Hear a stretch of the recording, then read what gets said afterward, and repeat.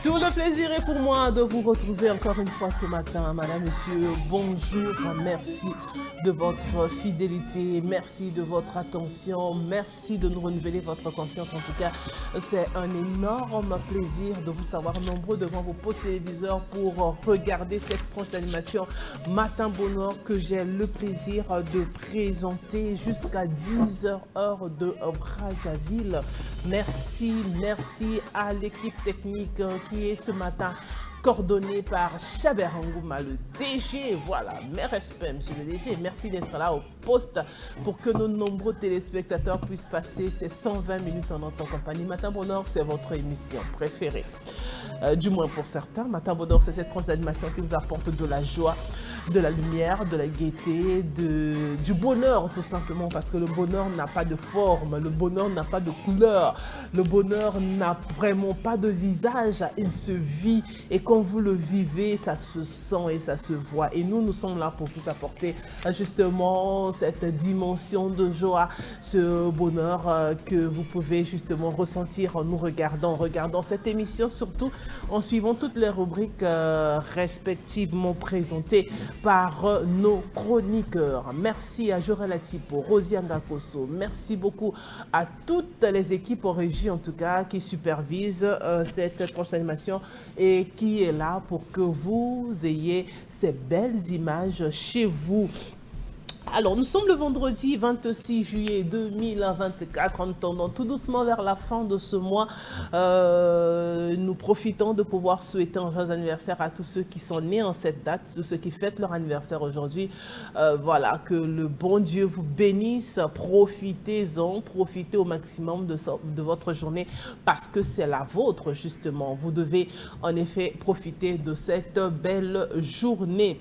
Merci beaucoup à tous ceux qui contribuent de diverses manières pour que nous continuions à tenir l'émission Matin Bonheur. Vous êtes un peu plus nombreux, vous nous prodiguez des conseils, vous nous assistez, vous êtes là à notre écoute, vous orientez pour certains, en tout cas, un grand merci à vous. Alors avant de vous proposer la première rubrique, c'est la rubrique Sport pour tous, hein, nous allons prendre quelques 10 bonnes minutes de détente juste pour se mettre un peu bien dans son corps, pour pouvoir s'exercer éventuellement et bien vivre les bienfaits du sport dans l'ensemble. Parce que si vous pratiquez le sport de façon régulière, vous ne m'en direz pas le contraire. Vous êtes certainement bénéficiaire de tous ces bienfaits, de tous ces avantages que procure le sport pratiqué au quotidien. S'il vous plaît, on ne va pas faire aujourd'hui et le lendemain on se relâche.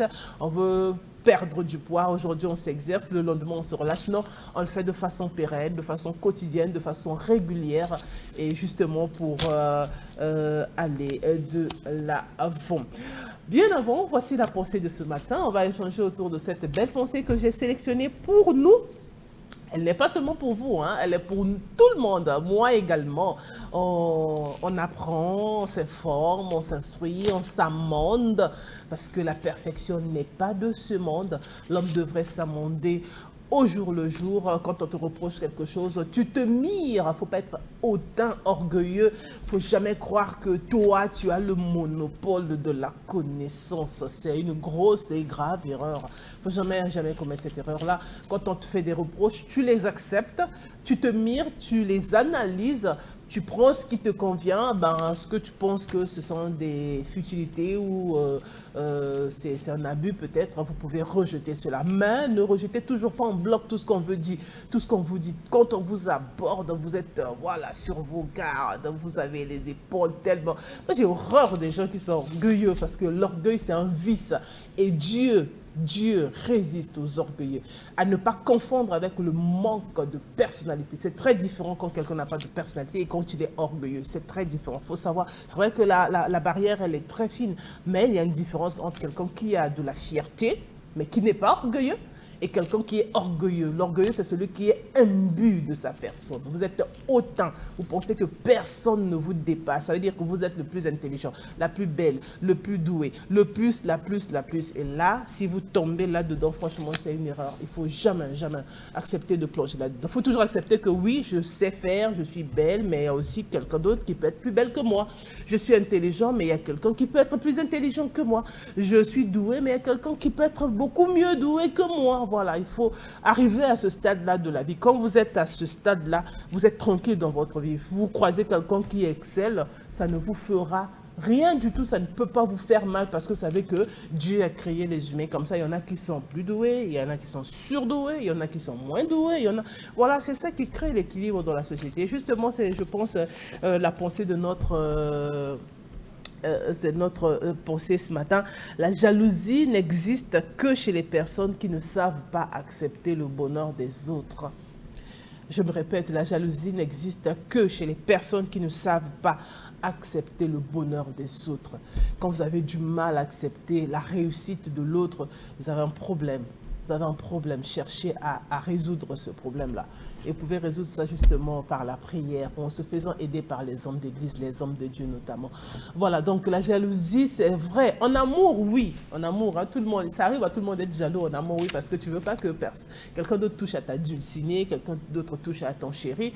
Ça, c'est normal. En amour, même là aussi, on nous demande de pouvoir contrôler cela, mais en amour, c'est normal d'être jaloux, de l'être aimé.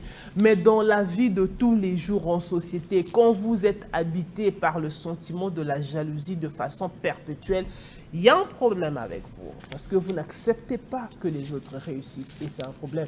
Si la personne est en train de réussir, est-ce que c'est sa faute?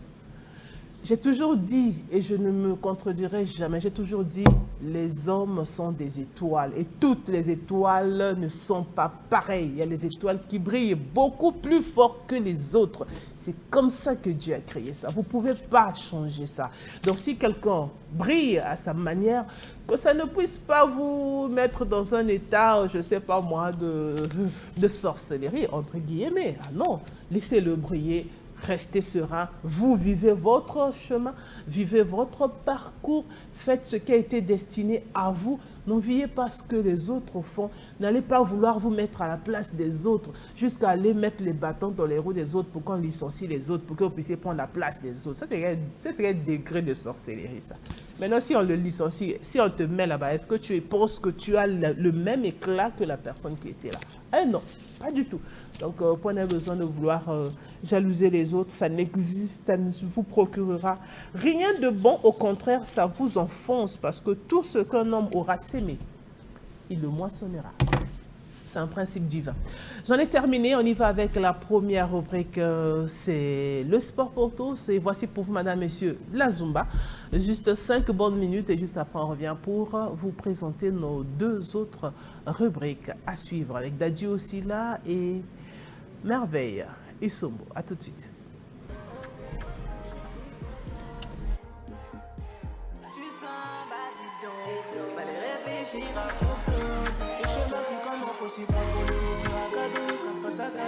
Il faut éliminer ces livres qui sont en mode de basique, ne chantez pas là. Quand tes yeux sont rivés sur moi, tu sais, j'ai du mal à m'exprimer. Et c'est pas ta seconde pour te dire alors qu'ils ne peuvent pas t'assumer. À la fois tu leur disais basta, t'as dit basta. Toi n'étais pas trop concentré, t'étais pas concentré. Ah, cadeau, cadeau, il me voulait cadeau.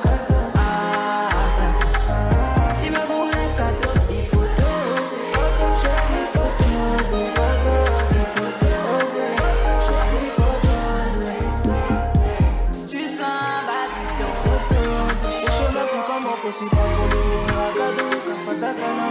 Il faut éliminer ces livres qui sont en mode de basique, qui ne chantez pas là.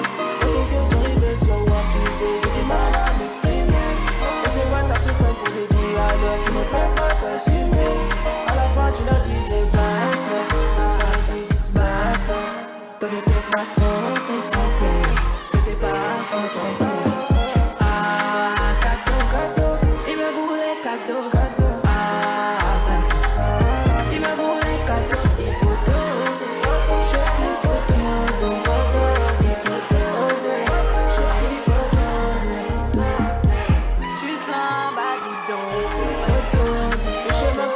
aussi pas pour le ouvrir à cadeau, comme face à Cana. Il faut éliminer ces microbes qui sont en mode de base et qui nous cherchent des poils. Quand tes yeux sont rivés sur moi, tu sais, j'ai du mal à m'exprimer. Et c'est pas ta seconde pour des dialogues qui ne peuvent pas t'assumer. À la fin, tu leur disais basta, tu leur dis basta. Toi n'étais pas trop concentré, t'étais pas concentré.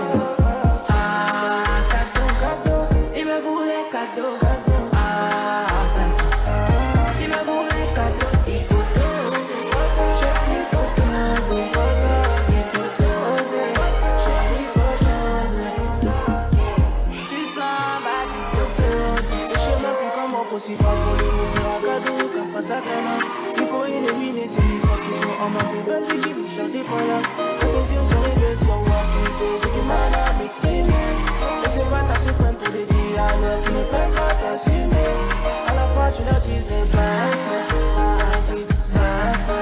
Toi n'étais pas trop concentré, t'étais pas concentré. Ah, cadeau, cadeau, il me voulait cadeau.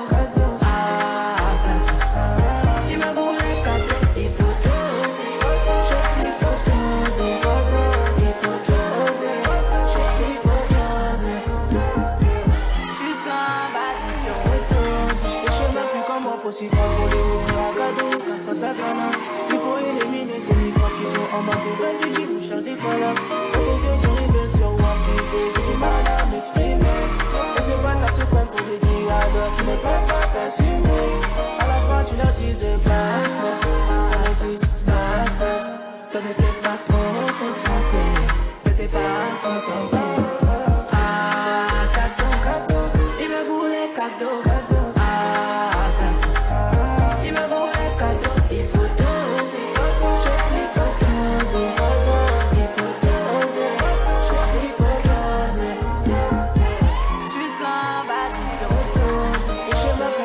Si pas pour le ouvrir à cadeau, comme face à Cana. Il faut éliminer ces microbes qui sont en mode de base et qui nous cherchent des poils. Quand tes yeux sont rivés sur moi, tu sais, j'ai du mal à m'exprimer. Et c'est pas ta seconde pour le dire à l'heure qui ne peut pas t'assumer. À la fois tu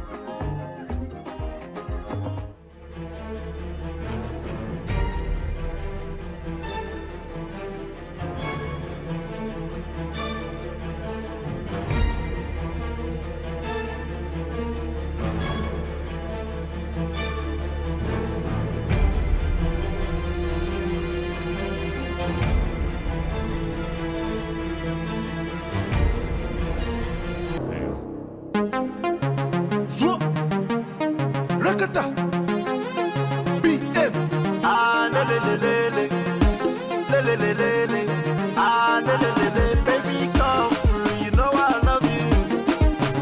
Faster, dance, move, shake your body. I can buy food if you're hungry. 'Cause I love your heart, girl, you're sweet like honey. Baby, come through, you know I love you. Faster, dance, move, shake your body.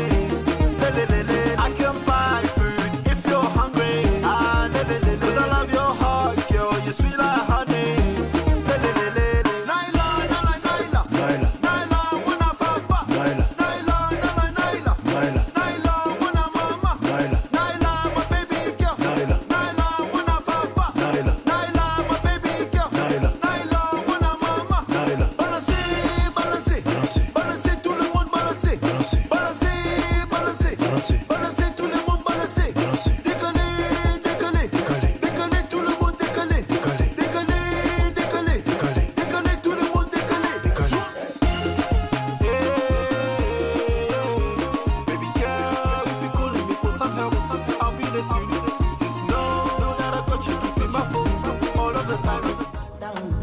tell you say I love you, you know they for me yanga, oh yanga. No tell me no no no no, oh oh oh oh oh oh oh oh oh oh oh oh oh oh. Baby gon' give me your lo lo lo lo lo lo lo lo, oh oh oh oh oh. You got me like oh oh oh oh oh oh oh oh. Shawty gon' give me your lo lo lo lo lo lo lo lo, oh oh oh oh. I see this fine girl from my party, she wear yellow. Every other girl they do too much, but this girl mellow. Now in my fine situation, I go use they tell I'm mellow. Finally I find way to talk to the girl, but she ain't no one follow. Who you gonna phone for one? When you know I go for one, then I start to feel a bum bum one.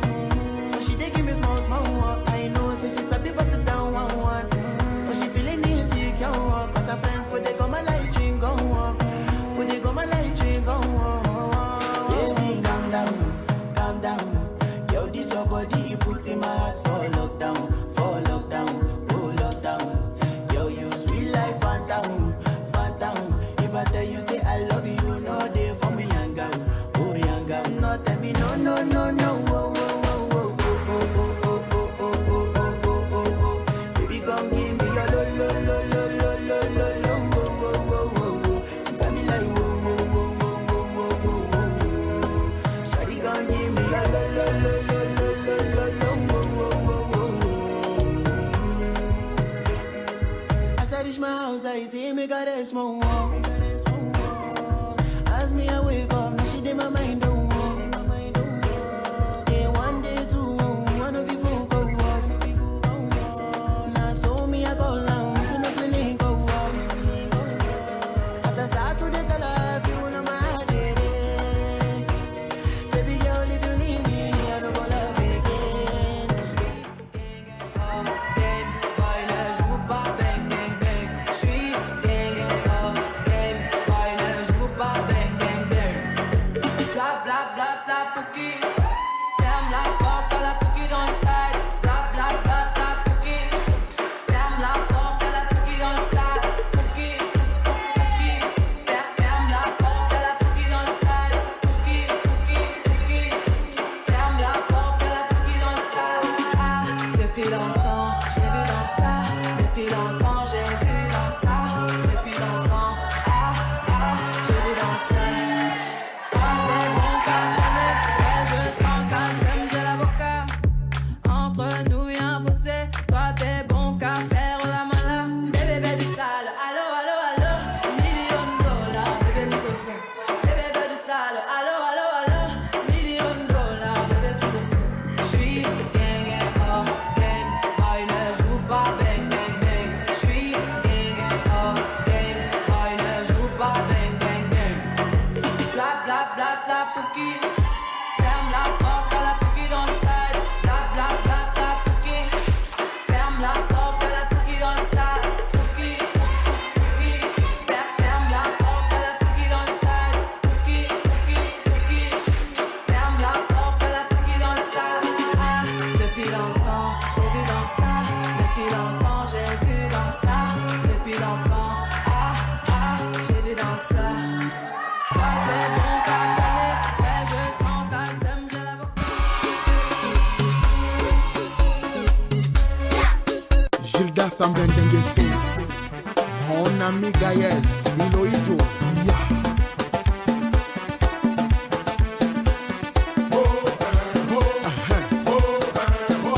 Uma. Nata.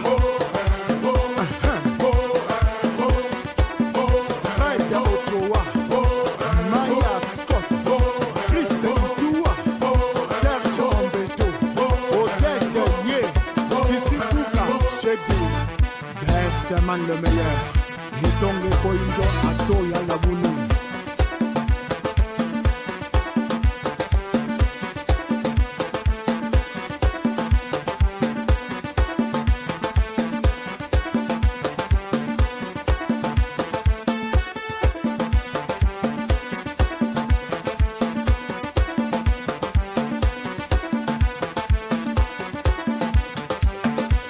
Etingoma Tikulu menga meto Tatu shimba kananzi tikulu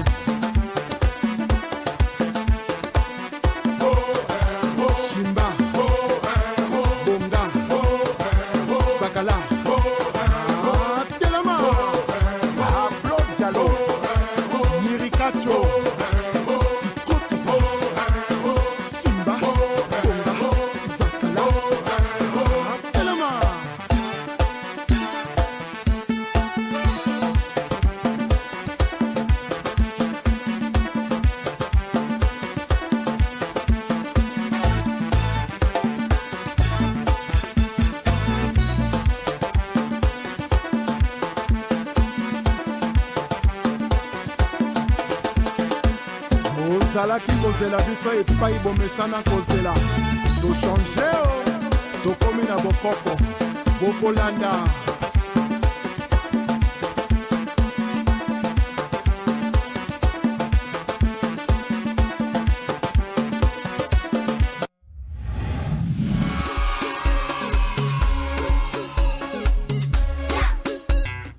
Gaëla Tikaya la patrona, Gilda Sambendengese, mon ami Gaël, Iloïdjo, ya.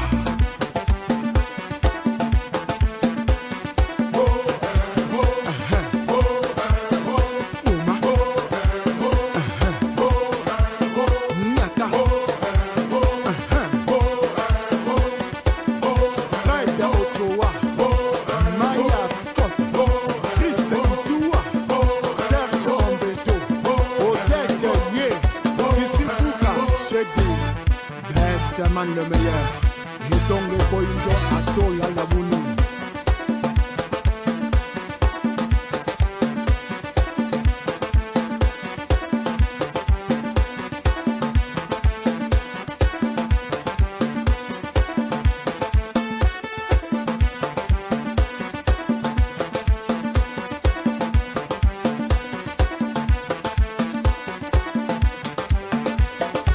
Dingoma Tikulu menga meto Katu jimba kananzi tikulu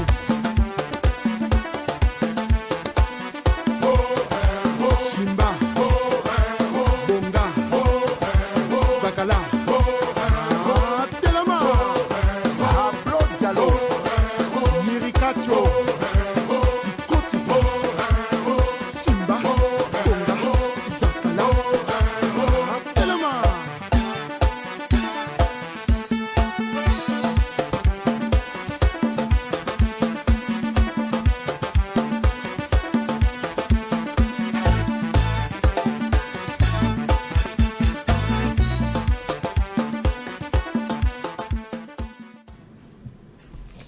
Merci beaucoup à notre Chabergouma national qui souhaite un somptueux anniversaire à Pierre-Patrick Nkunku. Joyeux anniversaire.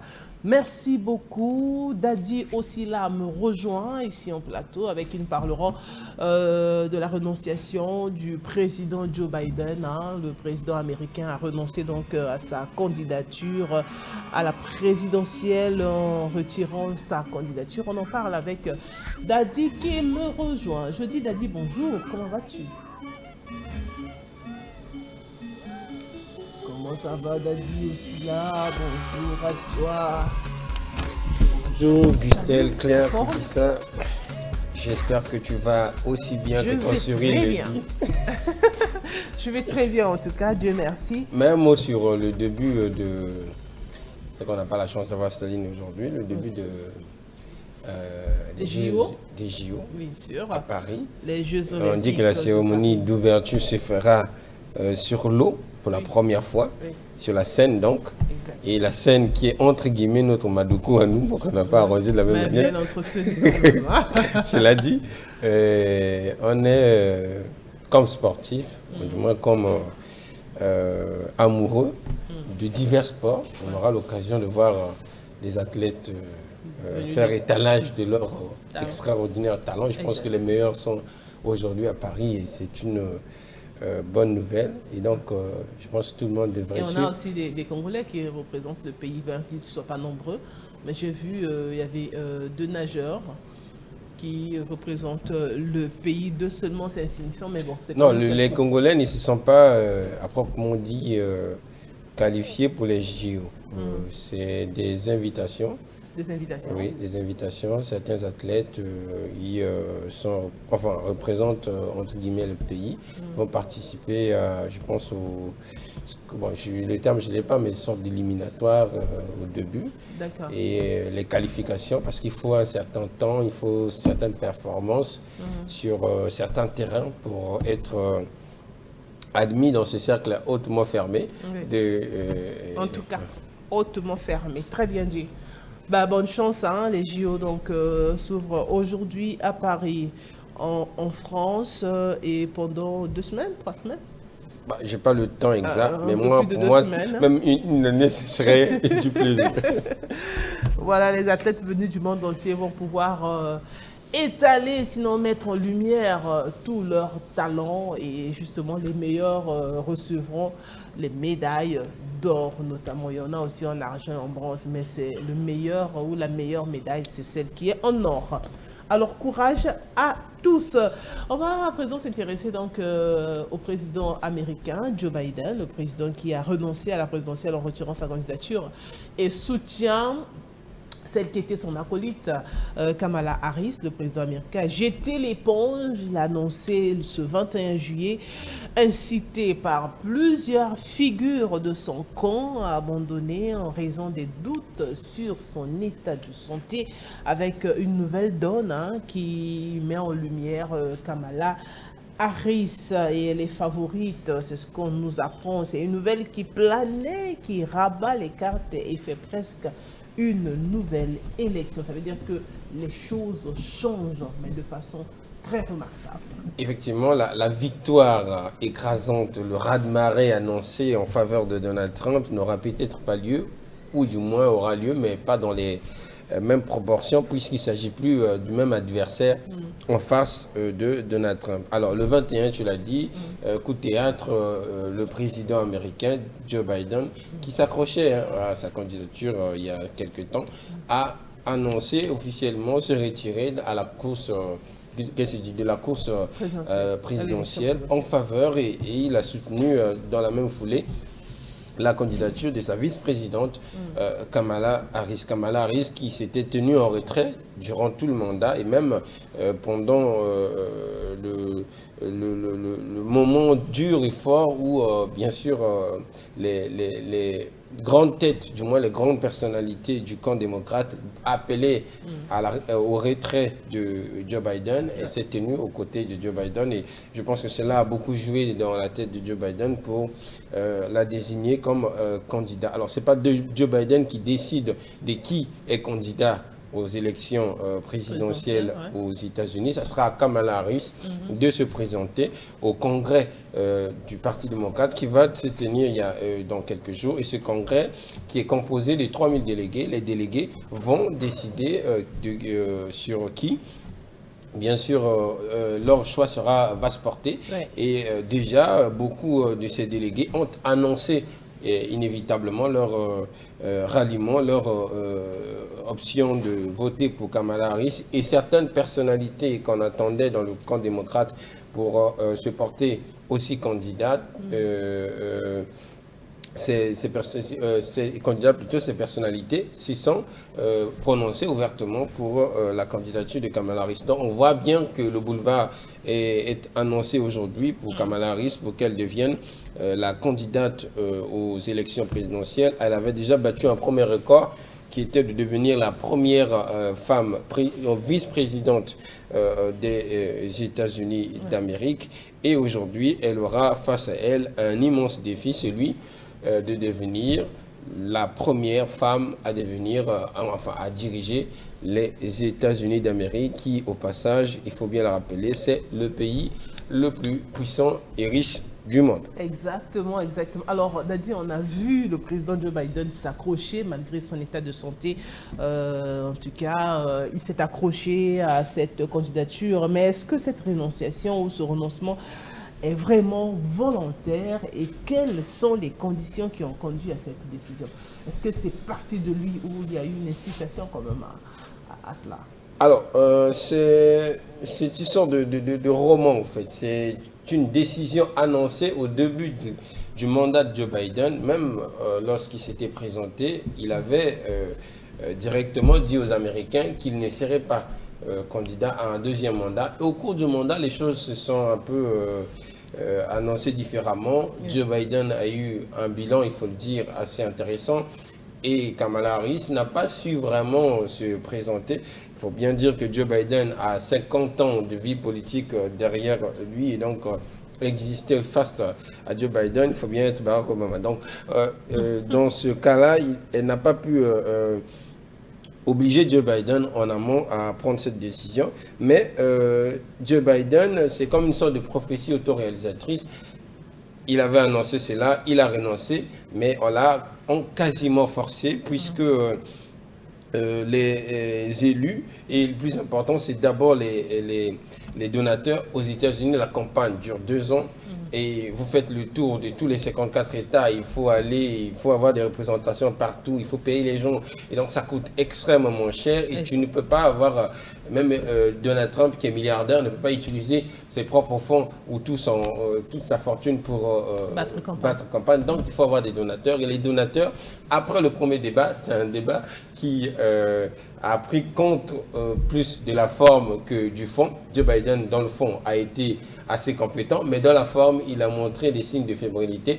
Et ce débat-là a fait la débandade des donateurs qui sont partis, pour la plupart, et qui avaient obligé les ténors du parti. On parle là des Clinton, mari et femme, on parle du clan Obama, qui ont pris position. Et d'ailleurs, même les chefs des représentants, les chefs, qu'ils soient au Sénat et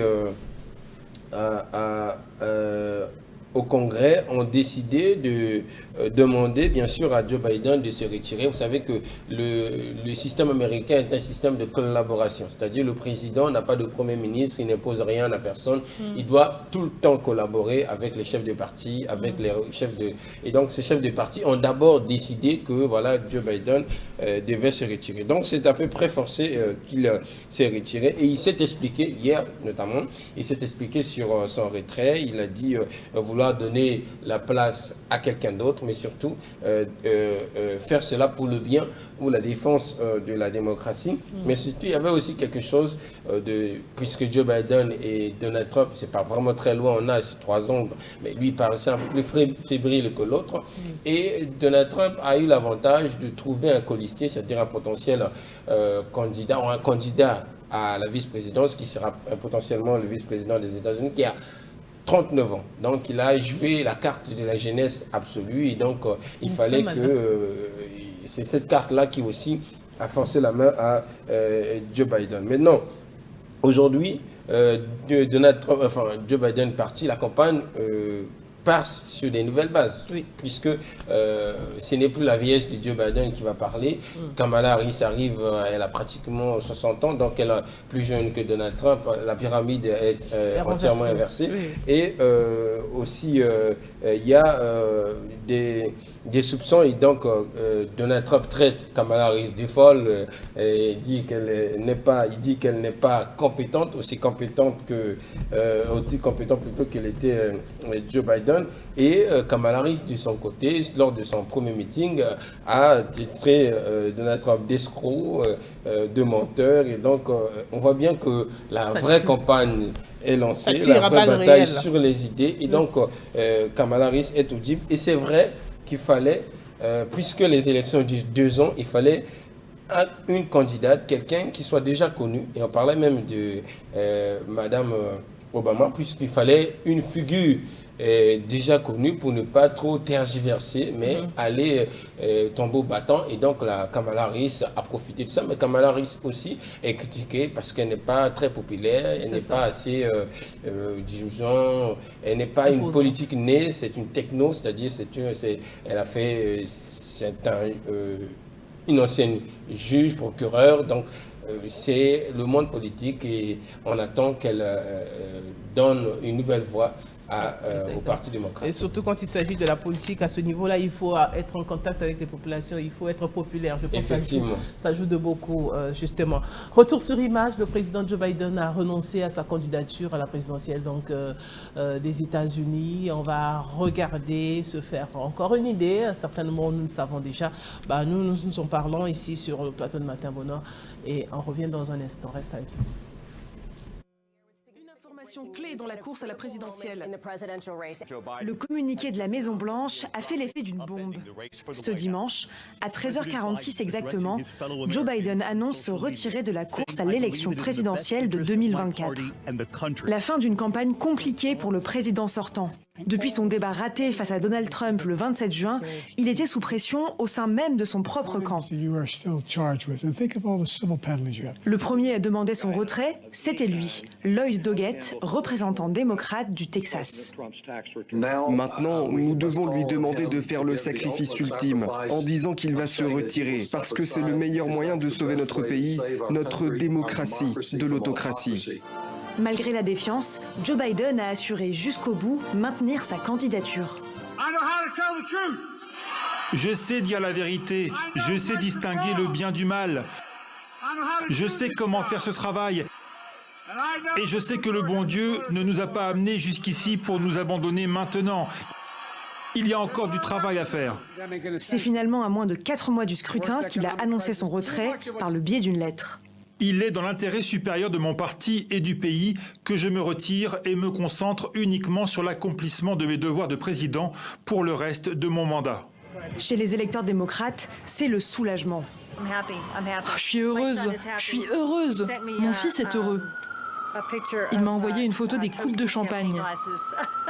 Je pense que le président Biden a fait un travail formidable. Mais comme beaucoup d'Américains, j'étais un peu inquiet au sujet de son âge et de sa capacité à assumer ses fonctions à l'avenir. Je pense qu'il a fait preuve de courage en se retirant pour laisser la place à une nouvelle génération. Son opposant, l'ancien président Donald Trump, a lui aussi réagi. Joe Biden, le menteur, n'était pas apte à se présenter à l'élection présidentielle et n'est certainement pas apte à servir, et il ne l'a jamais été. Joe Biden s'adressera cette semaine aux Américains pour expliquer sa décision, mais déjà, il a appelé à soutenir l'investiture de sa vice-présidente. La première présidente des États-Unis, ce pourrait être elle, Kamala Harris, soutenue par Biden, qui a donc renoncé à briguer un deuxième mandat. Un séisme politique à 4 mois du scrutin. Elle a promis de se battre pour décrocher l'investiture du Parti démocrate. Objectif, battre Trump. À 59 ans, cette afro-américaine de père jamaïcain et de mère indienne est emblématique du rêve américain. Après des études de droit et d'économie, la native de Californie devient magistrate puis procureure et sénatrice. Un à un, elle brise les plafonds de verre. 2020, sa course à la Maison-Blanche prend fin sur un débat raté, mais Joe Biden en fait sa colistière. Près de 4 ans à ses côtés au poste ingrat de vice-président. Quelques faux pas, elle déçoit à l'étranger ceux qui attendaient qu'elle prenne plus d'envergure. Kamala Harris reste en réalité dans l'ombre de Biden, loyale. Elle dénonce l'instrumentalisation politique de l'âge du président, sans jamais outrepasser ses fonctions. Engagée toujours contre le racisme et les discriminations, une femme accomplie, famille recomposée avec les enfants de son conjoint, elle se saisit de la défense du droit à l'avortement, aboli au plan fédéral par la Cour suprême.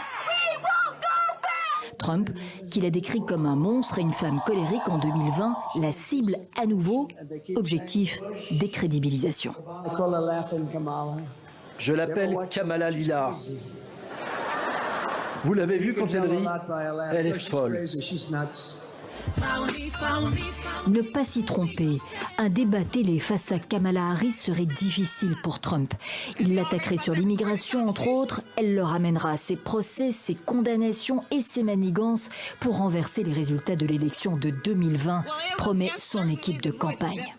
En Caroline du Nord, la semaine dernière, c'est à lui qu'elle s'en prend à travers son colistier tout juste nommé J.D. Vance. Vous ne pouvez pas prétendre être pour l'unité du pays si vous défendez un programme qui prive des groupes entiers d'Américains de libertés élémentaires, d'opportunités et de dignité. Si vous menacez d'en finir avec la Constitution américaine et si votre programme économique est destiné à prioriser les milliardaires et les multinationales aux dépens de la classe moyenne.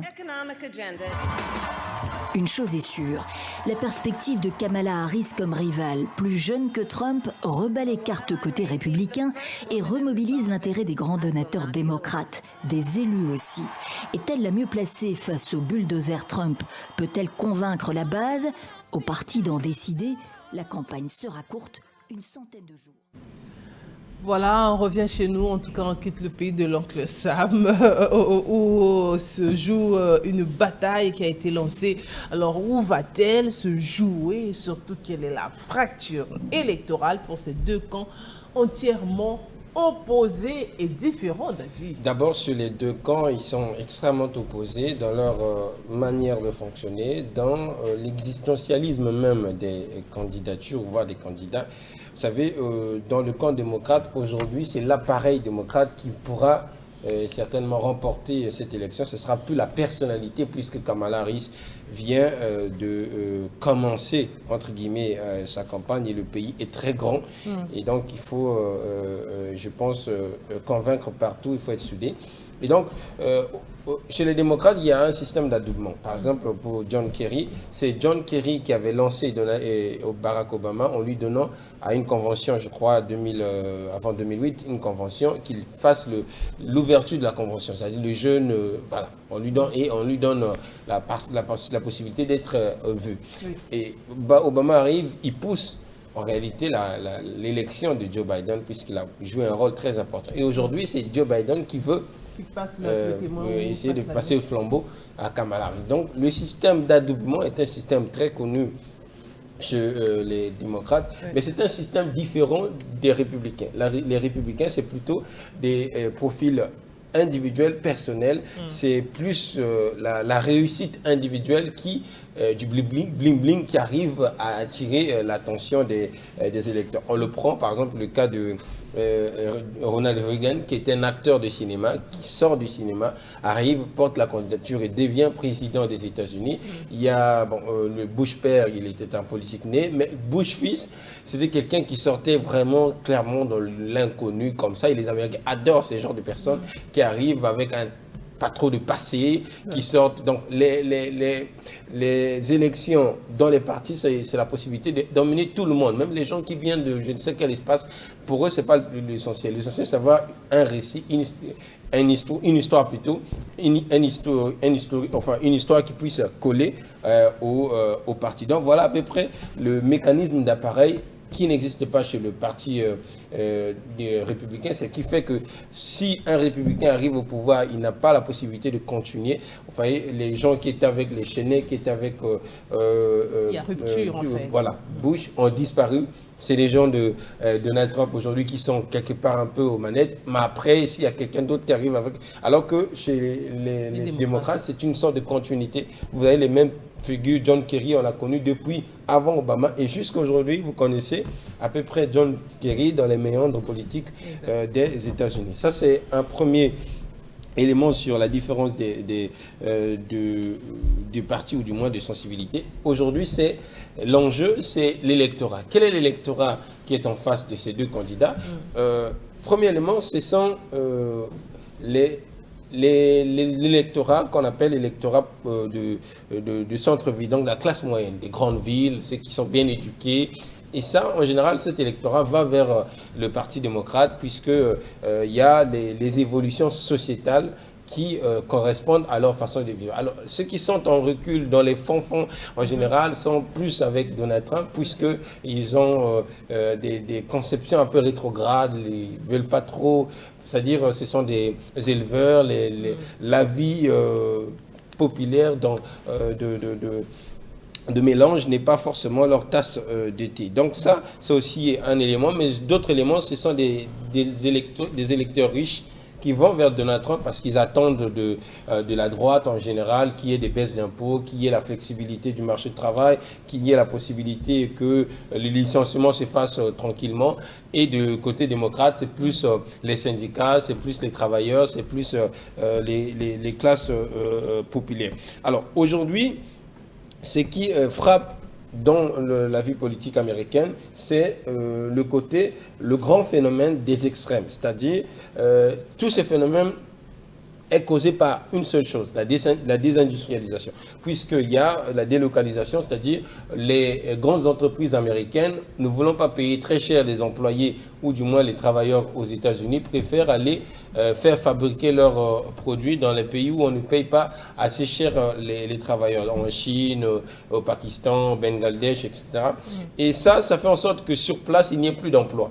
Et tous ces gens qui sont des laissés-pour-compte, les désœuvrés ou entre guillemets les déçus de la mondialisation, en général, sont vers Trump, puisque Trump, avec son programme American First, c'est faire retourner, ou du moins toute la richesse qui est éparpillé dans le monde entier, aux États-Unis, en imposant des sanctions, en imposant une guerre commerciale, en imposant des droits de douane, pour que vraiment les systèmes de mondialisation comme il est formé aujourd'hui ne fonctionne plus correctement et empêche à ce que les entreprises américaines aillent à l'étranger. Donc il y a aussi ça, mais le dernier élément c'est la fracture de conception de vie, surtout sur un certain nombre de questions sociétales. On parlera du mariage homosexuel, par exemple, de l'avortement. Les gens de droite sont contre, les gens de gauche sont pour. Et c'est un éternel débat aujourd'hui qui pourra contribuer à trancher ou du moins à permettre à certains ou à un candidat de pouvoir remporter la mise. En tout cas, l'un traite l'autre de menteur et l'autre traite, je ne sais pas comment je vais dire ça, de voleuse ou folle. La guerre est déclarée. Alors parlons de cette candidate aujourd'hui qui bénéficie du soutien du président Biden, Kamala Harris. La grande question qu'on se pose, est-ce possible qu'on ait une femme à la tête et quel est le chemin à parcourir? Quelles sont les chances qui sont de son côté pour qu'elle puisse justement aujourd'hui diriger le plus grand pays au monde, les États-Unis d'Amérique. C'est vrai qu'il y a une prophétie qui plane sur les États-Unis qu'on aura une femme présidente. On pensait même à Hillary Clinton, mais est-ce que ce n'est pas Kamala aujourd'hui? Alors, Descartes cherchait la raison par le doute. Et donc, c'est cette question de doute aujourd'hui qui peut, demain, nous sortir une surprise extrêmement importante. Alors, pour revenir un peu sur le fondement de la femme en politique et surtout même chez nous, pour voir si une femme peut diriger, être au sommet de la hiérarchie, au sommet de tout, pour être plus simple, c'est la complexité de la vie politique. L'enfer étant pavé de bonnes intentions, la politique n'a que de bonnes intentions. Le reste, c'est du combat, c'est de la bataille à l'infini. Alors, on prend le cas de Kamala Harris qui a gravi une à une les échelons et qui est devenue une personnalité extrêmement forte et importante. Mais Kamala Harris a quelque chose aujourd'hui qui, dans notre société, dans notre tradition, n'est pas très bon, elle n'a pas d'enfants. Elle a des enfants de son mari, mais ça veut dire que toute sa vie, elle a 60 ans aujourd'hui, elle n'a pas spécialement donné la priorité à cela. Et tu vois, vous voyez bien que ça, dans notre société, ça passe que très difficilement. Deuxièmement, c'est que l'implication des femmes en politique, en général, chez nous, c'est plus en complément d'effectifs. C'est-à-dire, on essaye de faire en sorte que la parité soit respectée, donc on les incorpore. Ouais. Mais en général, ils ne tiennent pas les hautes fonctions, au moins les fonctions les plus importantes, ne sont pas des meneuses. Par exemple, chez nous, on n'a pas de présidente de l'Assemblée nationale femme, on n'a pas de présidente du Sénat femme, on n'a pas de premier ministre femme. Et d'ailleurs, en parlant de cela, le premier ministre que nous avons actuellement, c'est le premier ministre qui est né après les indépendances. Donc les autres, c'était tous nés avant les indépendances. On a encore du chemin, bien sûr, à faire. Et ça, c'est un élément sur lequel il faut compter aujourd'hui.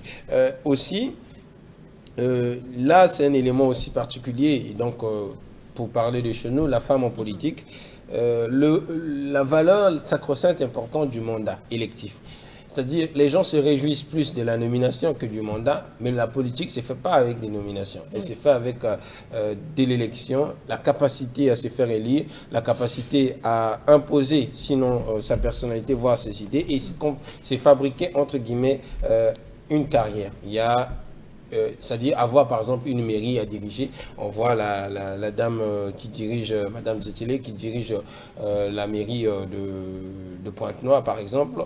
On voit certaines dames arriver et c'est là qu'on peut avoir des bilans des femmes pour leur confier sinon les responsabilités. Mais non, je m'attarde à peu près sur ça. Hillary Clinton avait été reprochée d'être trop compétente et donc d'être peut-être très froide. Ah oui.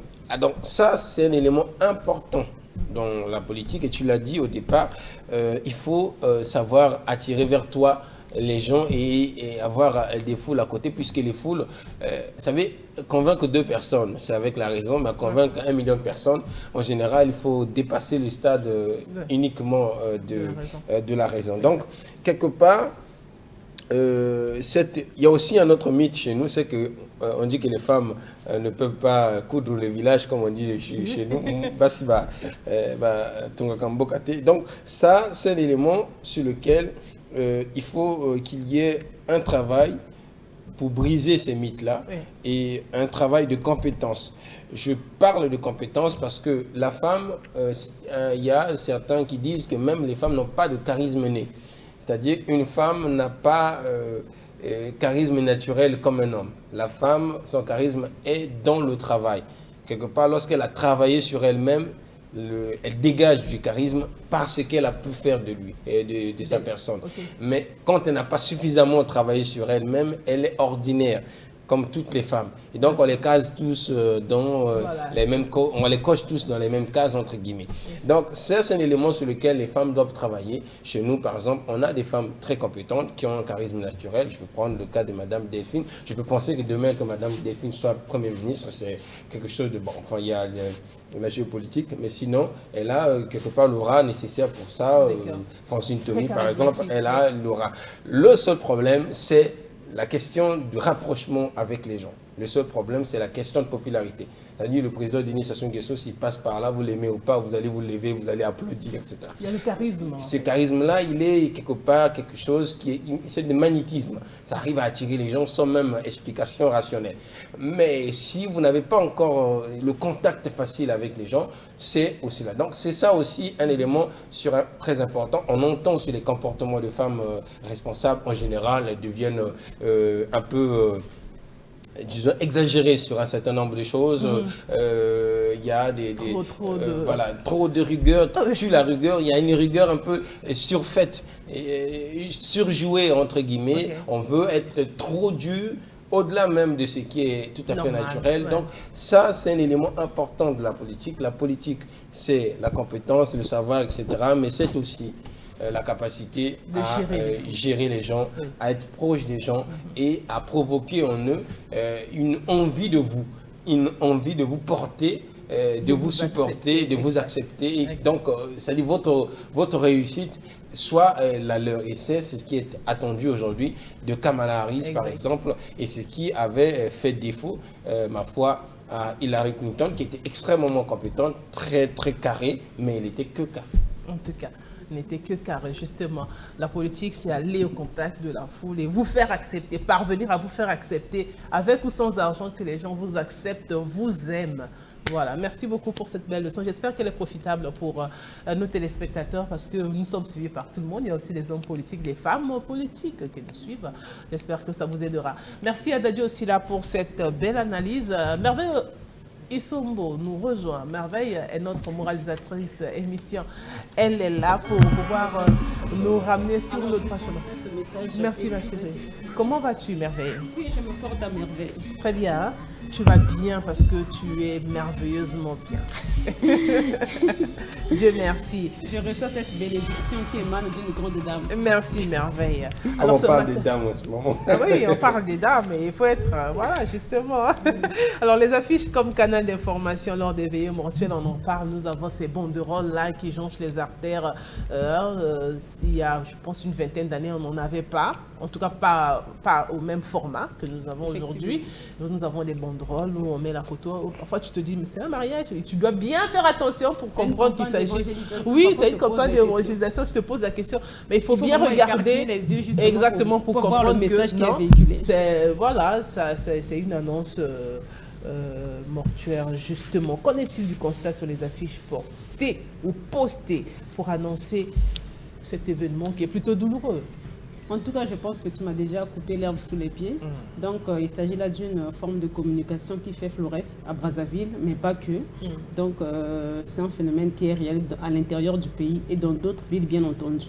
Donc, il s'agit là des affiches qu'on en voit un peu partout.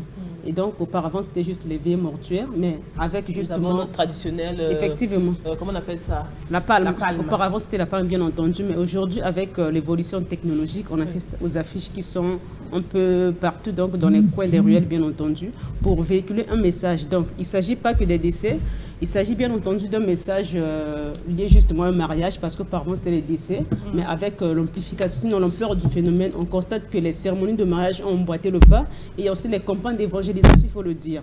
Et donc, ce qui nous intéresse, c'est beaucoup plus les décès, parce que justement, le nombre des affiches qui surplombent la vie lorsqu'il s'agit des décès pousse justement les gens à poser 1001 questions. Et surtout lorsqu'il s'agit justement du profit de la personne décédée, de la nature des décès et surtout le nombre, il faut le dire. Oui. Et surtout lorsqu'il s'agit de l'affiche d'un enfant qui est encore adolescent, il faut le dire. Il y a aussi des affiches des enfants qui sont encore, je dirais même, peut-être des nouveau-nés. Vous voyez, un enfant qui a peut-être 9 mois, sinon 10 mois ou encore une année au maximum. Il y a déjà une affiche. Vous voyez, donc ça interpelle un peu la curiosité des passants. Et du coup, on se demande que se passe-t-il avec ce nombre vraiment important des décès dans notre pays, à Brazzaville surtout, parce que nous parlons de Brazzaville. Quelqu'un qui me racontait, permets-moi d'ouvrir cette parenthèse, tu vois l'avenue Mariengouavi, voilà, oui, à Talangaï. Sur cette avenue-là, vous ne pouvez jamais... Dans le secteur de Mikalou surtout. Partir donc le tronçon entre le rond-point Mikalou et le marché de Talangaï. Vous ne pouvez pas circuler par là sans voir cette banderole, ces affiches-là, disons pas une, hein, il y en a plusieurs. C'est vrai ou pas? Si, c'est un constat qui est réel. En tout cas, j'ai fait le même constat sur cette artère, bien entendu. Vous voyez, cela justement interpelle la curiosité de tout le monde, des passants surtout. Vous voyez, donc que se passe-t-il? Tout à l'heure, je disais, les gens se posaient 1001 questions sur justement notre système sanitaire. Est-ce que c'est le système sanitaire qui a un souci? Donc, en tout cas, il y a des questions qui se... Est-ce que vous pensez que les choses ont changé ou c'est peut-être ces banderoles qui sont tellement visibles? Parce qu'à l'époque, on n'en mettait pas. C'était les palmes seulement et donc c'était pas très remarquable. Mais les banderoles sont tellement remarquables que ça nous donne l'impression qu'on a plus de morts. Est-ce qu'on a plus de morts actuellement? Oui, il faut le dire, il faut le reconnaître, oui.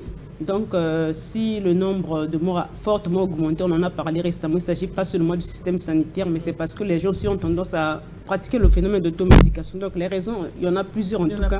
Mais il faut quand même le dire, ce phénomène est battu en brèche par certains citoyens parce que les gens pensent que ce n'est pas du tout normal de pouvoir désacraliser les morts. Donc, il ne faudra peut-être... Il y a certaines personnes qui pensent qu'il faut arrêter avec ces affiches. Vous voyez, donc, certes, ce phénomène, au départ, était timide, il faut le dire, mais aujourd'hui, en tout cas, c'est vraiment visible.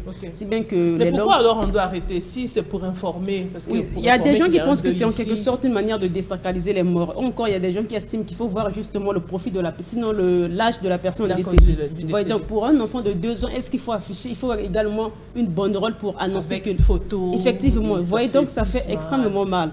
Mais je pense que l'affiche, sur ces affiches, on constate qu'il y a quand même plusieurs informations sur la personne décédée. Surtout lorsqu'il s'agit d'une personne qui est quand même connue du grand public, je pense que généralement on écrit Monsieur X, les familles X ou Y pleurent leur neveu, frère, ainsi de suite. Ou quand tu te retrouves et il y a encore le pseudonyme, voilà, il y a encore soit le pseudonyme de la personne, alias X ou Y. Donc il y a plusieurs informations qui sont données sur les affiches et contrairement à la palme.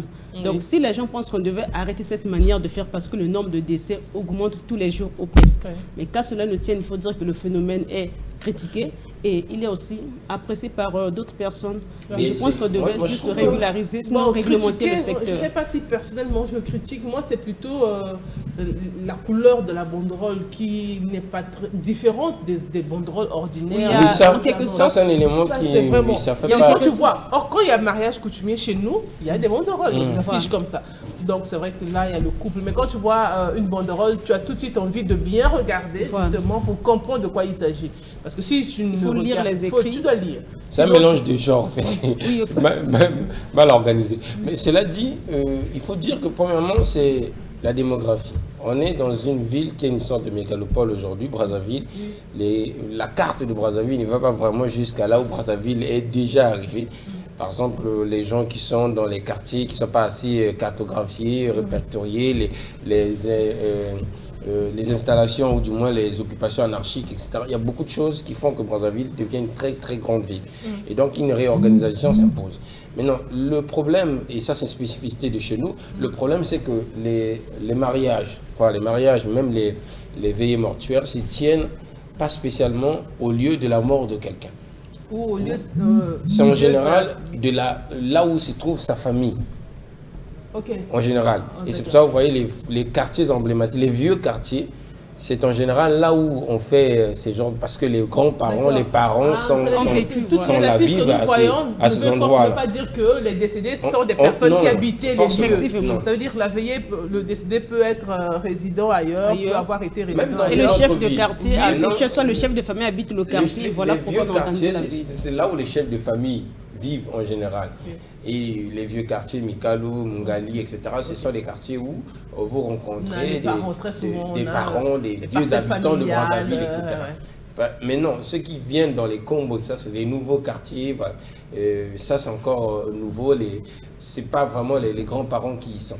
Maintenant, moi je suis d'accord avec toi sur le fait que la mort, Merveille l'a dit, devrait être sacralisée et ne devrait pas être mise au même pied qu'un événement festif. Que d'autres événements. Exactement. Et donc cet événement-là devrait peut-être avoir une couleur particulière, peut-être avoir un genre de banderole particulier, mais peut-être aussi ne pas avoir de banderole du tout, parce que c'est sacralisé. Maintenant, ce qui est important, c'est que ça nous renseigne sur beaucoup de choses. C'est le point important. Ça nous renseigne sur la mort, mais surtout sur l'état de notre système sanitaire, puisque tout le monde ne va pas comptabiliser les morts dans les hôpitaux. On ne veut pas non plus comptabiliser les morts je ne sais pas où, mais quand on regarde, on se dit, il y a quand même un problème, et c'est un problème qui devrait... Et moi, le point positif de ça, c'est justement quand tu pars, par exemple, à la recherche du lieu du deuil, d'accord, tu peux facilement te retrouver grâce à cette banderole-là, grâce à cette affiche. Je pense que c'est un point qui est je vais un peu rebondir sur l'aspect que tu as évoqué tout à l'heure, l'amalgame, ce qui concerne justement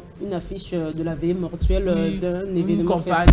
Une campagne évangélique, en tout cas, il y a l'amalgame. Voilà, également. Donc, on donne une information. Anniversaire, donc, tu vois. En tout cas, il y en a plusieurs, mais ce qui interpelle beaucoup plus l'attention des patients, c'est bien entendu les affiches des veillées mortuaires. Mais je pense que, je ne sais pas si cette responsabilité incombe à la mairie de Brazzaville, mais je pense qu'on devait justement réglementer ce secteur. Donc, il y a soit une couleur appropriée pour les veillées mortuaires, une couleur justement pour les mariages, bien entendu. Donc, on peut toutefois faire en sorte que le secteur soit organisé pour éviter l'amalgame. Lorsque nous apercevons une banderole de couleur noire, forcément, tout de suite, on comprend que là, il s'agit d'une veillée mortuaire. Mais s'il n'y a pas peut-être une couleur appropriée, je pense que chacun fera à sa manière et ça sera le désordre total. Et pire encore, il y a des banderoles qui sont là. Et que ça soit aussi réglementé, ça veut dire que si le décédé est un enfant, on n'est pas obligé de mettre. Effectivement, vous voyez, donc un enfant de 5 ans, 3 ans, 4 ans, moins de 10 ans, interdire moins de 10 ans, exactement. Mais donc, ça reste.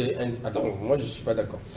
Un enfant de 5 ans, 6 ans, personnalité juridique décédée, ça reste une. Mais il y a toute une banderole pour donner l'information. On peut afficher la banderole justement qui nous renseigne, mais on ne met pas l'image. On ne met pas mettre la photo d'un enfant de 2 ans. Soit le nom de l'enfant, justement, le nom et le prénom, c'est tout, on s'arrête là. Mais la photo, je pense que ça fait extrêmement mal. Moi, je suis d'accord sur la couleur. Oui. Et sur la couleur, on met tout le monde, la mort de tout le monde choque. Je ne sais pas, il n'y a pas de mort heureuse. Il y a des sexes gênants qu'on peut dire que non, il est déjà âgé. Allez voir son enfant et dis-lui ça. Il a déjà vécu aussi. Va voir son enfant, dis-lui que ta mère était trop vieille et pouvait mourir, tu auras des problèmes. Donc, c'est ça. La mort reste la mort. Tout le monde, il n'y a pas de mort superbe et des morts malheureuses. Réjouissantes. Donc, il faut qu'il y ait le plus important, la différenciation. Ça donne l'impression d'être dans une sorte d'anarchie. Les gens se sont créés eux-mêmes les choses et l'État, ou du moins la personne concernée, la personnalité publique concernée, ne s'est pas intéressée à réglementer. Et cette impression-là reste. S'il y a des couleurs pour les mariages, s'il y a des couleurs pour les anniversaires, et là on est plus ou moins dans une certaine organisation. En tout cas, on peut trouver une couleur pour le mariage, une couleur pour le deuil, une couleur pour autre événement. Je pense à la mairie de faire ce travail-là. Alors, à cette allure, on peut dire que la palme n'a plus sa place. Cela va sans dire, je pense, parce qu'on a comme l'impression que là où gît la palme, c'est désormais une affiche. Vous voyez, à une certaine époque, donc, lors des années précédentes, donc les années 1900, 2000, on voyait justement la palme qui symbolise un événement heureux et malheureux. Alors, heureux, c'était lorsqu'elle est doublée d'une fleur jaune. Et donc, on peut facilement déduire que là, il s'agit soit d'un mariage ou encore d'un anniversaire. Alors, événement malheureux lorsque la palme est juste pointée là au coin d'une ruelle pour justement indiquer la direction de la veille. Donc, il y avait un peu justement ce genre de choses. Mais aujourd'hui, on constate que la palme n'existe quasiment pas. Si on constate qu'il y a la palme, c'est juste pour indiquer le lieu de il la faut veille. aussi la trouver. La veille se trouve dans un endroit un peu reculé. Il faut la trouver, la palme. Mais justement, il faut la si trouver. Si vous ne l'avez aussi pas à proximité. En tout cas, c'est un peu difficile. Ben voilà. En tout cas, c'est un peu difficile, mais je pense que dans les quartiers un peu reculés, on est obligé de déposer, soit d'implanter la palme pour pouvoir orienter justement les gens qui viennent à la veille. C'est pas du tout facile, mais la banderole, je pense qu'elle a déjà sa place. Et généralement, la banderole est affichée sur l'artère principale. Mais lorsque vous êtes dans la ruelle, c'est un peu difficile d'en trouver encore une deuxième banderole. Vous voyez, donc à l'intérieur, on peut trouver toutefois la palme pour justement vous orienter sur le lieu de la veille mortuaire. Exactement. Donc aujourd'hui, est-ce que c'est un phénomène d'emprunt? Oui, déjà c'est un phénomène d'emprunt. Lorsque nous avons tourné le reportage, on a essayé de poser les questions justement aux Brazzavillois. Et donc, selon les informations glanées sur le terrain, il s'agit là d'un phénomène qui justement tire son origine de la RDC. Et donc, ce phénomène s'explique... Kinshasa, c'est Bangui, ça. Exactement. Donc, c'est un phénomène qui s'explique par l'évolution justement technologique. Et donc, grâce justement aux inventions sociales, donc chaque famille s'en accommode et justement choisit la couleur de sa banderole selon ses moyens financiers. Donc, aujourd'hui, il faut quand même le dire aussi. La couleur et la taille. La couleur et la taille, c'est vraiment... effectivement, donc ça dépend tout justement de la famille. Si c'est une famille nantie, on constate que la banderole a une taille en tout cas très imposante. Et cela déjà attire même l'attention des passants. Donc là, il s'agit d'une personne qui roule carrosse. Vous voyez, donc, mais il faut quand même le reconnaître, c'est une aubaine pour les sérigraphes aussi. En tout cas, les sérigraphes trouvent leur compte. Un vrai marché, il faut le dire. Donc, ils sont à l'heure actuelle sollicités, en tout cas sollicités pour les mariages, pour justement les veillées mortuaires. Donc, c'est une aubaine pour ces jeunes. Et donc, on peut dire que le phénomène est là et on peut juste tenter de le circonscrire. Exactement. Vous voyez, donc, sinon, tout le monde ou presque apprécie. C'est le modernisme. Je ne vais pas vous dire que c'est le modernisme. Et ça convient bien parce que la RDC, c'est quoi? Kinshasa, 15 millions d'habitants. C'est ça. C'est-à-dire, vous pouvez indiquer avec des palmes, comment quelqu'un peut comprendre dans un... Parce que la banderole, elle parle mieux. En tout cas, elle vous renseigne beaucoup mieux. C'est juste que nous voulons que ça soit régularisé et puis organisé, voilà, pour éviter l'anarchie. Et je pense que ce travail devait se faire aussi avec l'apport des chefs de quartier, puisque les chefs de quartier maîtrisent très bien les zones, maîtrisent très bien les familles. Donc lorsqu'il y a une veillée mortuaire dans le quartier, et le chef de quartier peut se rapprocher de la famille pour justement indiquer la couleur de la couleur justement pour l'affiche. Et donc aujourd'hui, on peut nul n'est censé ignorer la loi. Si on prend un acte officiel, on dit voilà, les périmètres sont là, l'organisation est là, la taille est là, la couleur est là, tout le monde doit s'aligner. Mais je pense que si la loi existe, qui gagnent leur vie ne vont pas avoir la loi peut bel et bien exister, mais s'il n'y a pas la vulgarisation, je pense qu'il n'y aura pas peut-être un effet mais quand vous prenez ce genre d'initiative, il faut communiquer. Mais bien évidemment, effectivement, vous voyez. Donc aujourd'hui, c'est un exemple, c'est juste un exemple, une parenthèse. Aujourd'hui, on a pris un décret sur la réglementation du phénomène des taxis motos. Mais j'avoue qu'il y a encore des conducteurs de ces moyens de transport qui ignorent, qui ignorent justement les articles contenus, qui ignorent encore les articles contenus dans ce décret. Il y en a plusieurs, mais nombre de ces conducteurs estiment qu'il s'agit juste du casque et bien entendu de 2 casques, c'est tout. Donc c'est l'article essentiel. Mais il y en a plusieurs, il n'y a pas que ça. Vous voyez, donc je pense que tout passe par la vulgarisation. Et déjà, le ministère des Transports s'est vertué à sensibiliser les conducteurs pour une bonne dose de compréhension ce qui concerne la loi, bien entendu. Donc les lois existent, il y en a plusieurs, mais c'est justement l'application qui pose problème. On peut toutefois prendre une loi sur les affiches, mais s'il n'y a pas peut-être l'application, s'il n'y a pas peut-être une bonne dose de sensibilisation, je pense que la loi n'aura pas d'effet. Exactement. Merci beaucoup. Les affiches, donc, comme canal d'information lors des veillées mortuaires, on en trouve partout. C'est vrai qu'il y a des zones qui sont un peu plus concernées. On pense, après ça peut être une impression seulement. On va donc regarder ces images pour se faire une nette idée de ce que nous sommes en train de nous dire ici en plateau. On se retrouve juste après pour mettre un terme à cette rubrique. Reste avec nous.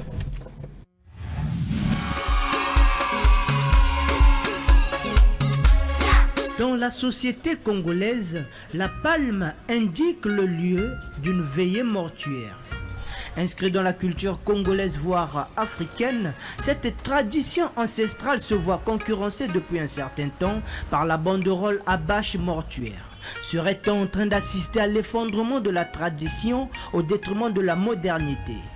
Les banderoles que vous voyez là vont de pair avec l'évolution de la technique. Aujourd'hui, avec la modernisation, la photo est plaquée sur une bande de tissu et ça oriente mieux que la palme. Celui qui voit la palme n'a pas l'idée de la personne disparue. C'est juste la photo qui indique. C'est une bonne chose. Hein. Ce n'est pas une exclusion, c'est un complément. Et le palmier là, c'est pas totalement effacé. Même si on a mis de banderoles là, il y a toujours un palmier qui symbolise que non, il y a un décès quelque part. Quand la personne est malade ou la personne est dans le besoin, cotisons, sortons de l'argent pour le sortir de là. Créons des activités pour sortir de la personne. Et achetons les ordonnances pour que la personne ne puisse pas mourir. Nous faisons le contraire, nous attendons que la personne meure pour faire des grandes banderoles, de faire tout un tas de trucs, des dépenses inutiles. La banderole à bâche mortuaire, cette modernité qui viendrait de la RDC, fait la pluie et le beau temps des sérigraphes. Il y a beaucoup de gens qui viennent ici pour faire les commandes des banderoles pour l'enterrement. Les banderoles, ça peut tirer tout le monde qui passe sur la route pour regarder que quelqu'un il est mort dans cet lieu. Comme la demande est considérable. Maintenant, nous, pour l'heure comme moi ici, là, la chaîne de décoration et sérigraphie, je n'ai pas encore de machine. Quand quelqu'un arrive vers moi, on se fixe par rapport au montant. Donc, moi, je pars, c'est un ami qui a la machine. On s'entend, moi, je peux dénoncer peut-être quelque chose. Le montant commence par 1 mètre carré. 5 000 francs de la conception, plus 10 000 francs par impression. De l'autre côté, c'est que d'emploi, puisque les designers, tout ce qui est fabrique ça. Bon, mais faisons-le à bon escient. Malgré le fait que la société congolaise surfe sur les vagues de la modernisation, les traditions, quant à elles, ne sont et ne seront jamais effacées.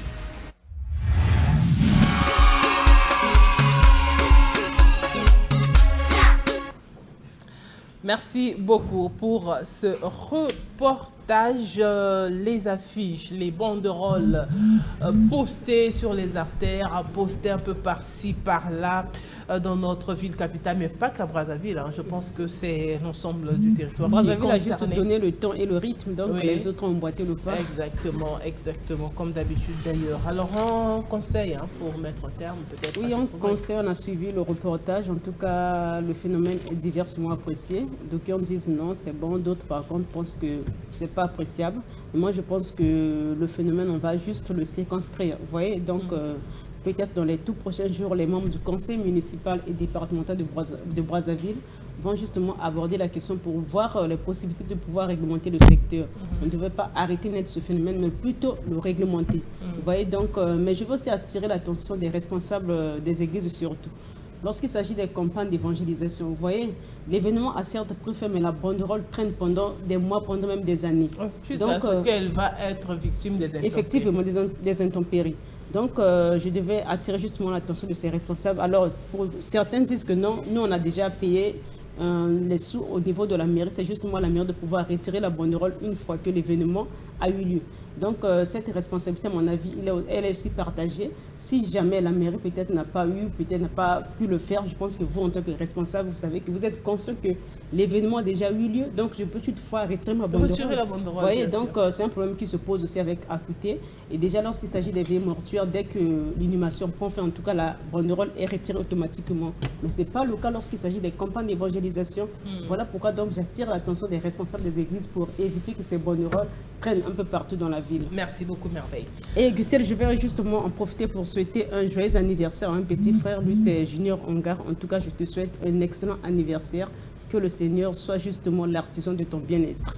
Merci beaucoup à Merveille Sumbo. Merci à Dadi aussi là. Prenez soin de vous. Passez un magnifique week-end. On va se retrouver le lundi avec d'autres sujets, Dadi. Merci beaucoup. Merci à nos téléspectateurs. Alors, la suite de l'émission Matin Bonheur, c'est avec Juliana. Juliana, notre technicienne maquilleuse. Elle nous apprend comment se faire belle, comment être jolie, comment se maquiller selon son âge. C'est notre thème ce matin. Salut à toi, princesse. Ça va? Ça va et toi? Je vais bien, merci beaucoup. Willy pour la rubrique culture. Willy va nous parler de tout ce qu'il connaît. Il nous plonge dans son univers culturel et nous, on se fait plaisir là-dedans parce qu'on apprend plein de bonnes et de belles choses. Et il met donc en lumière des acteurs d'ici et d'ailleurs. Et avec lui, nous apprenons un peu plus sur cette industrie qui est le cinéma, parce que le cinéma, c'est toute une industrie. Salut Willy. Salut Gustel, comment vas-tu? Très bien, et toi? Pas mieux que toi, mais ça ira. Super. Dieu merci. Je suis heureuse de vous avoir en plateau. On est très heureux de te retrouver également. Ouais. On ne s'est pas vu depuis le début de la semaine. Exactement. Alors ta semaine, j'espère qu'elle a été très bonne. Ça va, tout doucement. Tout doucement. Voilà. Et Juliana, je ne sais pas comment ta semaine s'est passée. Ça s'est bien passé. Ça s'est bien passé. Ouais. Super. Alors, on va aller avec la culture. Je disais tout à l'heure que Willy nous plonge très souvent dans son univers et nous, on est là, on rêve, on voit plein de choses arriver. On va commencer avec les célébrations. Alors, c'est les Sainte-Anne et célébrations. Saint-Joachim qui commencent. Sainte-Anne et Saint-Joachim. Pour ceux qui entendent ce nom pour la première fois, Sainte-Anne, ça ne vous est pas anodin, mais Saint-Joachim, les gens ne savent pas que les deux, en fait, ce sont les grands-parents de Jésus, donc les parents de Marie. Ok. Voilà, Marie qui était la maman de Jésus. Et donc, cette fête est célébrée aujourd'hui parce que justement, on leur attribue le rôle de père et de mère éducateur parce qu'ils ont pris le soin d'éduquer la Sainte Vierge de son enfance jusqu'à son âge adulte avant qu'elle se marie avec Joseph. Donc voilà, très peu de gens savent que les parents de Marie, c'est Sainte Anne et Saint Joachim. Voilà. Merci beaucoup de donner ces informations. Alors on va aller avec les événements historiques. Qu'est-ce qu'on célèbre aujourd'hui? Aujourd'hui, nous célébrons la création du FBI. Pour ceux qui ne savent pas, le FBI, qui est on va dire le Bureau fédéral d'investigation, qui est en fait le service secret par excellence aux États-Unis, a été créé un 26 juillet par un certain Bonaparte. Alors, je vais quand même vous donner... l'image va apparaître à l'écran. Vous allez voir l'image apparaître à l'écran. Voilà, l'image est affichée. Alors, le monsieur que vous voyez juste à côté avec la moustache est le créateur justement du FBI. C'est lui qui a créé le FBI. Et figurez-vous que ce monsieur est un descendant de Napoléon Bonaparte. Voilà, le Napoléon Ier, pardon. Voilà. Donc, il a créé le FBI il y a 115 ans aujourd'hui. Voilà, voilà, il s'appelle Charles Bonaparte. Voilà. Il est le petit-neveu de Napoléon Ier. D'accord. Et donc, c'est un Français, un descendant français qui a créé le bureau d'investigation fédéral qui est le FBI. Voilà. Parfait. On va aller avec la célébration d'anniversaire. Aujourd'hui, c'est Jason Statham. Les gens l'adorent. Il est sexy, il est beau, il est très fort et il est chauve. Il s'appelle Jason Statham. Il est né aujourd'hui et il célèbre ses 57 ans. Les gens, les Congolais adorent cet acteur. Les gens l'adorent. On l'a vu notamment dans la série Transporteur. Voilà, le film Transporteur où il jouait le rôle d'un taximan qui faisait des courses assez particulières. Voilà, avec des cascades survoltées, il faut dire, parce que ce monsieur est habitué à faire des cascades. Et on l'a vu également dans Fast and Furious, dans la saga Fast and Furious, vers la fin, où il a rejoint justement le très beau casting que nous connaissons.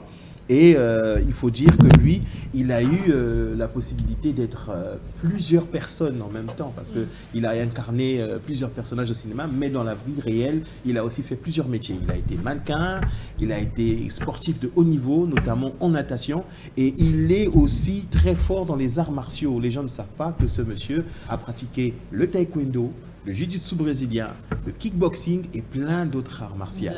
Voilà. Donc Jason Statham qui célèbre... Monsieur Transporteur. C'est Monsieur le Transporteur, voilà, qui célèbre ses 57 ans aujourd'hui. Parfait. Et joyeux anniversaire en passant à ceux qui sont nés aujourd'hui, en tout cas on pense à vous.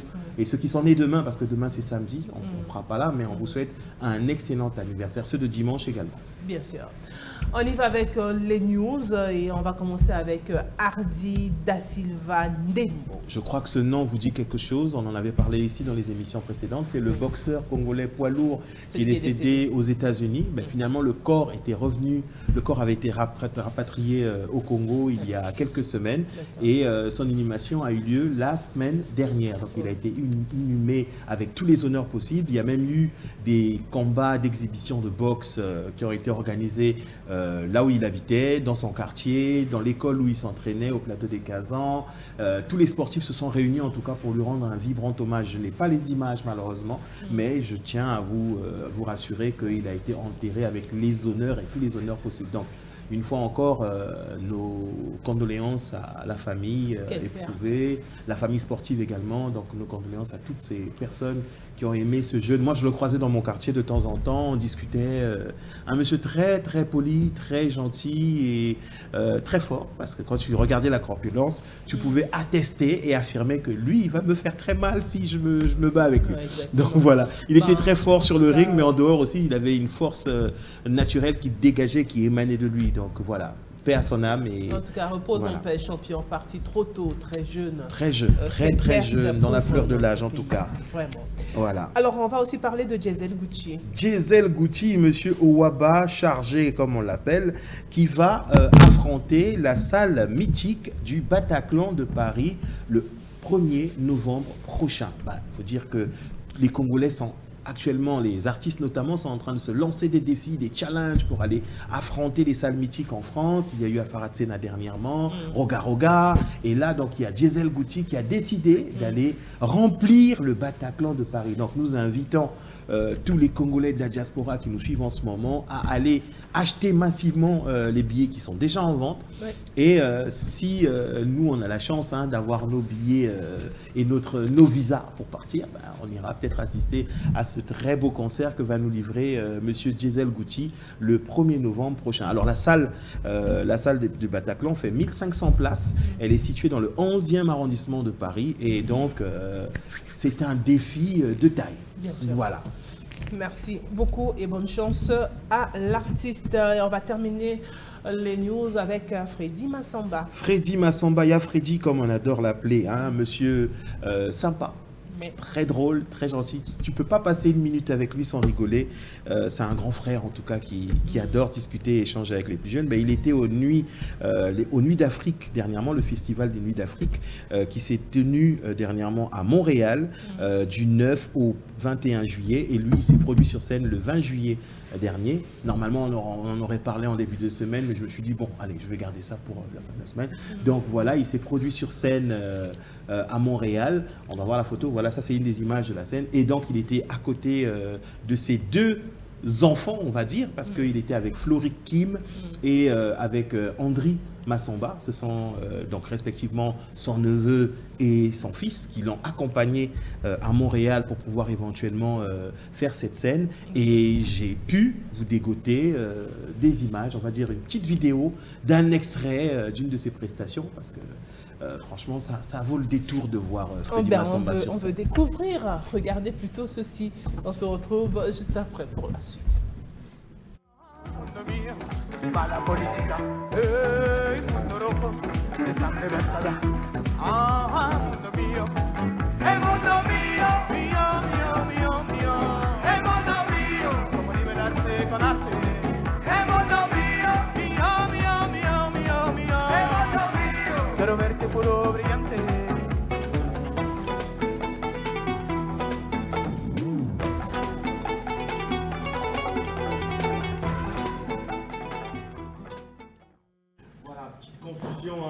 Dans la vidéo, mais je pense que je vous la rapporterai prochainement parce que je pense que je me suis trompé de vidéo dans la bonne image. J'ai dû on va retenir que Freddy Massamba était sur scène.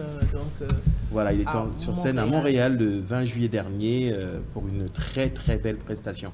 Et il sera donc en Belgique très bientôt pour un autre concert. Et nous, on espère en tout cas le voir très prochainement se produire sur notre territoire. Pourquoi pas au FESPAM? Pourquoi pas? Parce qu'il n'a jamais été programmé au FESPAM. Je tiens quand même à le signaler. J'espère que notre actuel ministre de la Culture prendra quand même le temps et le soin de noter cela. Parce que depuis que le Festival panafricain de musique existe, Freddy Massamba n'y a jamais pris part. Je ne sais pas pour quelle raison, je ne vais pas rentrer dans les détails, mais en tout cas, je n'ai pas d'informations qui expliquent pourquoi. Mais Freddy Massamba n'a jamais participé au FESPAM. Donc on espère que pour les prochaines éditions, il fera partie des invités de ce grand festival hein, que nous aimons de tous. Musique, exactement. Voilà.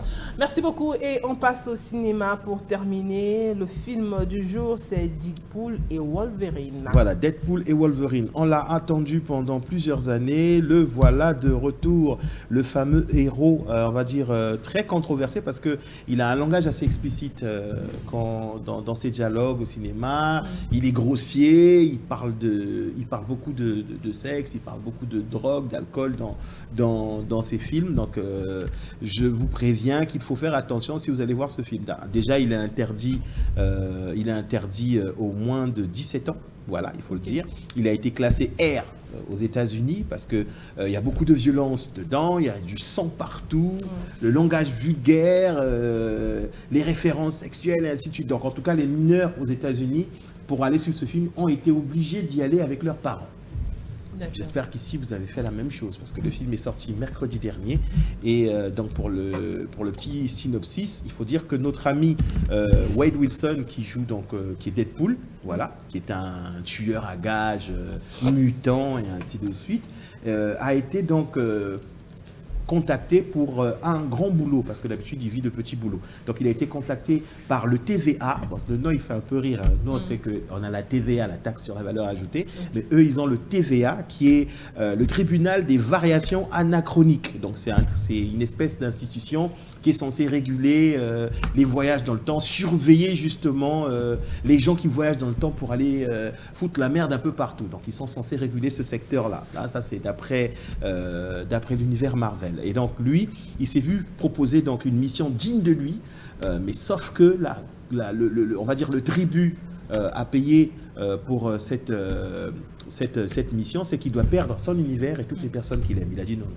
je ne veux pas accepter un boulot, c'est un très beau boulot, ça va certainement être bien payé, mais non, je ne veux pas perdre la femme que j'aime, mes amis, et ainsi de suite. Je refuse. Donc le fait qu'il se soit opposé à cette décision, donc le TVA a lancé des gens pour aller l'attraper et le tuer. Donc du coup, il est obligé de remonter le temps, de voyager à travers les univers pour aller retrouver un monsieur qui avait disparu pendant un moment, qui est mort dans un épisode précédent. Il s'agit de Wolverine. C'est vrai que les gens entendent souvent Tidjane Mario dire Wolverine. En fait, c'est Wolverine, le personnage de X-Men. Voilà, celui qui a des griffes en métal, qui a en fait un corps, il est immortel à la base, et il a un corps en fait avec des os imprégnés d'adamantium. C'est un métal assez compliqué. Bon, pour ceux qui connaissent l'univers Marvel, ils connaissent un peu l'histoire. Donc, il va retrouver Wolverine.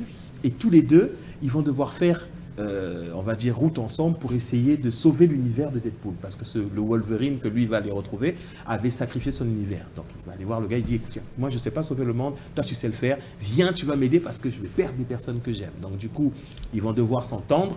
À la base, ça ne marche pas très bien entre eux parce que l'entente, ils ne sont pas très bons amis, mais donc ils vont devoir trouver des accointances pour pouvoir justement surmonter cette mission. Parfait. Voilà. On s'est fait une nette idée de ce film Deadpool et Wolverine. Et l'affiche, vous l'avez vue. Et on va regarder la bande-annonce. On regarde la bande-annonce de ce film qui dure 2h07 et qui est sorti le 24 juillet dernier. Regardez. Je te l'ai dit, on veut pas de toi ici. Et on veut de toi nulle part. Alors casse-toi de mon bar. Serre-moi un dernier verre et j'y vais. Salut mon poussin.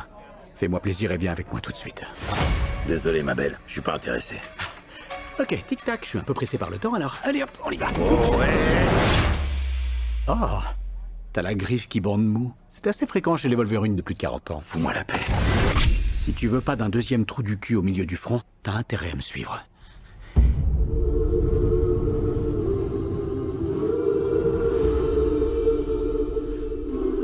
Je suis sur le point de perdre tout ce qui compte à mes yeux. J'en ai rien à foutre. C'est ça que t'as dit quand ton monde s'est retrouvé dans la merde? Répète pour voir. Ce Wolverine a complètement laissé tomber son univers.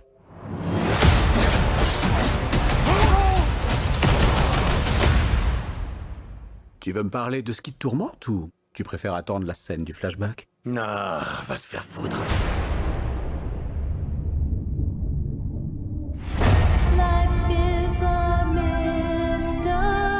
Je sais pas comment sauver le monde. Mais toi, tu sais faire. Crois-moi, petit, je suis pas un héros. T'étais un X-Men. T'étais le X-Men. J'ai mouillé ma culotte.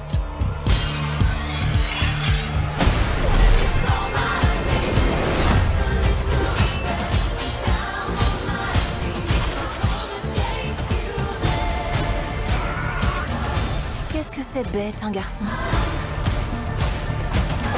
Mais c'est de ça que je parle. La super méga grosse scène au ralenti. Qui sait si on survivra ou pas? On va faire la bagarre. On va faire la bagarre.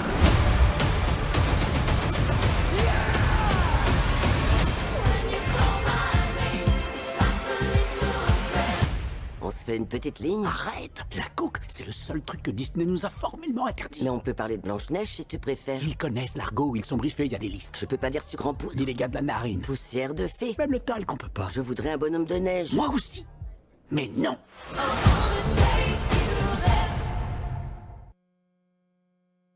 Voilà. Voilà, sorti le 24 juillet, Le 24 au juillet au cinéma. cinéma. Deadpool et Wolverine, un film qui a l'air d'être un très bon Intéressant, film, hein. très intéressant. Pour ceux qui connaissent un peu l'univers Marvel, bon, on va mélanger action, comédie et science-fiction. Mais c'est un film qui vous maintient en haleine du début à la fin. Parce que pour ceux qui ont l'habitude de suivre Deadpool, bah, ils savent que le personnage de Deadpool est un personnage qu'on arrive difficilement à cerner. Tu vas pas pouvoir le cerner au premier épisode, ni au deuxième ou au troisième. Tu t'attends pas, tu sais pas ce qu'il va faire. Ouais. Voilà. C'est un gars, il peut apparaître ici, il vient, il fout le bordel, il est reparti. Merci. Donc c'est quelqu'un assez... voilà. Alors que peut-on retenir des secrets de tournage, s'il y en a quelques-uns? Bah déjà, ils sont allés chercher un monsieur qui s'appelle Sean Levy, qui réalise ici son premier Marvel. C'est la première fois qu'il s'attaque à l'univers Marvel. Lui qui est habitué à réaliser des films, des séries, on va dire, comme Stranger Things, pour ceux qui regardent cette série sur Netflix. Mais il a réalisé, c'est vrai qu'il a déjà travaillé avec Hugh Jackman, qui campe le rôle de Wolverine, et Ryan Reynolds, notamment dans Real Steel pour Hugh Jackman, et Free Guys et Projet Adam sur Netflix pour Ryan Reynolds. Mais donc c'est la première fois que Sean Levy prend le costume de réalisateur pour justement un film Marvel. Et il faut dire que les gens qui ne savent pas, dans la scène, dans la bande-annonce, on a pu apercevoir le logo de la 20th Fox Century quelque part, en tout cas il y a dans des décombres et ainsi de suite. Ben, c'était un petit clin d'œil qu'ils ont voulu faire justement à cette chaîne, on va dire à cette industrie qui, on va dire, détenait les droits de Deadpool. C'est eux qui avaient les droits de Deadpool. Ils avaient les droits de plein de personnages, hein, notamment les X-Men, Daredevil, Elektra, les 4 Fantastiques, et ainsi de suite. Mais depuis 2019, la Fox a été rachetée par Disney. Disney est en train de tout racheter en ce moment. Donc finalement, c'était un petit clin d'œil à leur ancienne maison de production qui est la 21. Et il faut dire aussi que les films Marvel sont en perte de vitesse depuis un moment. Hein, voilà, donc ils se sont dit, on va pas garder les mêmes réalisateurs, on va aller chercher du sang neuf, quelqu'un qui va venir apporter du neuf dans ce que l'on fait. Et ils sont allés chercher justement Sean Levy. Et là, la dernière chose que j'ai envie de vous dire, c'est que Deadpool va affronter une dame. Le méchant de cette histoire est une dame. On a pu l'apercevoir avec un crâne rasé qui a empêché Wolverine de la toucher. Elle est la cousine, pour ceux qui connaissent l'univers des X-Men, la cousine du professeur Xavier. Le professeur Xavier, c'est le professeur qui avait l'école des super-héros, des mutants, de X-Men, avec le chauve qui se baladait sur un fauteuil roulant, qui avait un pouvoir télépathique très puissant. Il était capable de lire dans vos pensées et vous pousser à faire des choses, ainsi de suite. Et elle, c'est la cousine justement du professeur Xavier. Donc, ça veut dire qu'il a le même pouvoir. Il a les mêmes pouvoirs, oui. Bah, lui, ça fait longtemps qu'il n'est plus dans l'univers Marvel, mais bon, de temps en temps, on lui fait des petits clins d'œil. Et c'est sa cousine qui est la méchante de cette histoire et qui va affronter Deadpool et Wolverine. Donc je vous invite à aller massivement au cinéma pour ceux qui peuvent. Suivre ce film, allez regarder ce film, c'est très important. Et je veux donner une petite information que nous sommes en train de négocier avec une certaine société pour pouvoir vous offrir des tickets de cinéma très bientôt. D'accord. Voilà. Merci beaucoup Willy. Et voilà, on va donc boucler cette rubrique culture avec Monsieur Willy. On va, c'est toujours la culture aussi, je pense. On va à présent apprendre à se maquiller selon son âge. Ça veut dire qu'on se maquille en fonction d'âge. C'est pas le même type de maquillage quand on a 30 ans, on a 20 ans, on a 50 ans, on a 60 ans. C'est ça? Exactement, Gustave. Ce que je veux expliquer aux jeunes filles et aux grandes dames, c'est qu'il n'y a pas d'âge pour se maquiller. Okay. Seulement, il faut respecter des phases de maquillage. D'accord. Quand on est jeune, dans la phase d'adolescence et tout, on ne doit pas se charger le visage. Ça a tendance à alourdir et à faire vieillir la personne.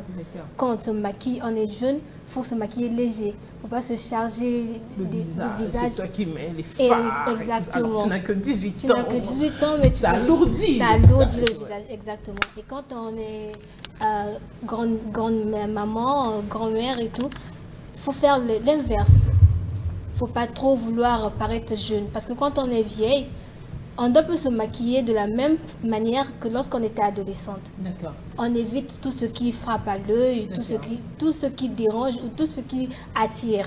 D'accord. Pour ne pas paraître vulgaire ou bien aller un peu dans le côté sexy. Il faut rester... On reste grande dame, tout en étant maquillée, mais un maquillage assez responsable. Exactement. Donc, il faut éviter en tout cas de trop se charger le visage quand on est jeune fille. Éviter également de trop se charger le maquillage quand on est assez vieille. Voilà. On va éviter de trop se charger le visage quand on est plutôt jeune, très jeune. Et on va éviter de surcharger le visage quand on a un certain âge, au-delà de 50 ans, au-delà de 40 ans. Exactement. Oui, on va faire simple et voilà. Alors, voilà. Si le maquillage qui correspond aux jeunes filles qui ont l'âge qui varie entre 18 et 25 ans.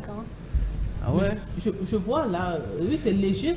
C'est léger. Il y a des fossiles. Aujourd'hui, c'est la tendance. Hein. Ah oui, ça n'a pas d'âge, j'espère, les fossiles. Ah non. À partir de 18 ans, vous pouvez porter les fossiles. Ok. À 50 ans aussi? À 50 ans, non, ça abîme les yeux. Hein. Ça va abîmer les yeux, oui. C'est vrai que le mot, il prête à confusion parce que quand tu dis fossile, moi je pense aux fossiles que l'on déterre, les vestiges anciens. Hein, voilà. On parle de fossiles. Faites attention, les fossiles, vous allez finir par devenir un fossile si vous continuez à trop en mettre. Et puis il faut dire que les grandes dames qui généralement abusent de maquillage, ce sont des dames qui essaient de cacher des choses. La plupart du temps, on utilise le maquillage pour cacher des choses à un certain âge. Ça veut dire peut-être qu'elles ont pratiqué le décapage de la peau. Elles étaient très fans de Michael Jackson. Elles ont voulu lui ressembler. Et à un moment, il y a ce qu'on appelle les acquis la faute qui arrive. Une espèce de plaque noire. On va croire que SGC est passé par là. Hein, voilà. Et puis on commence à mettre beaucoup de fond de teint.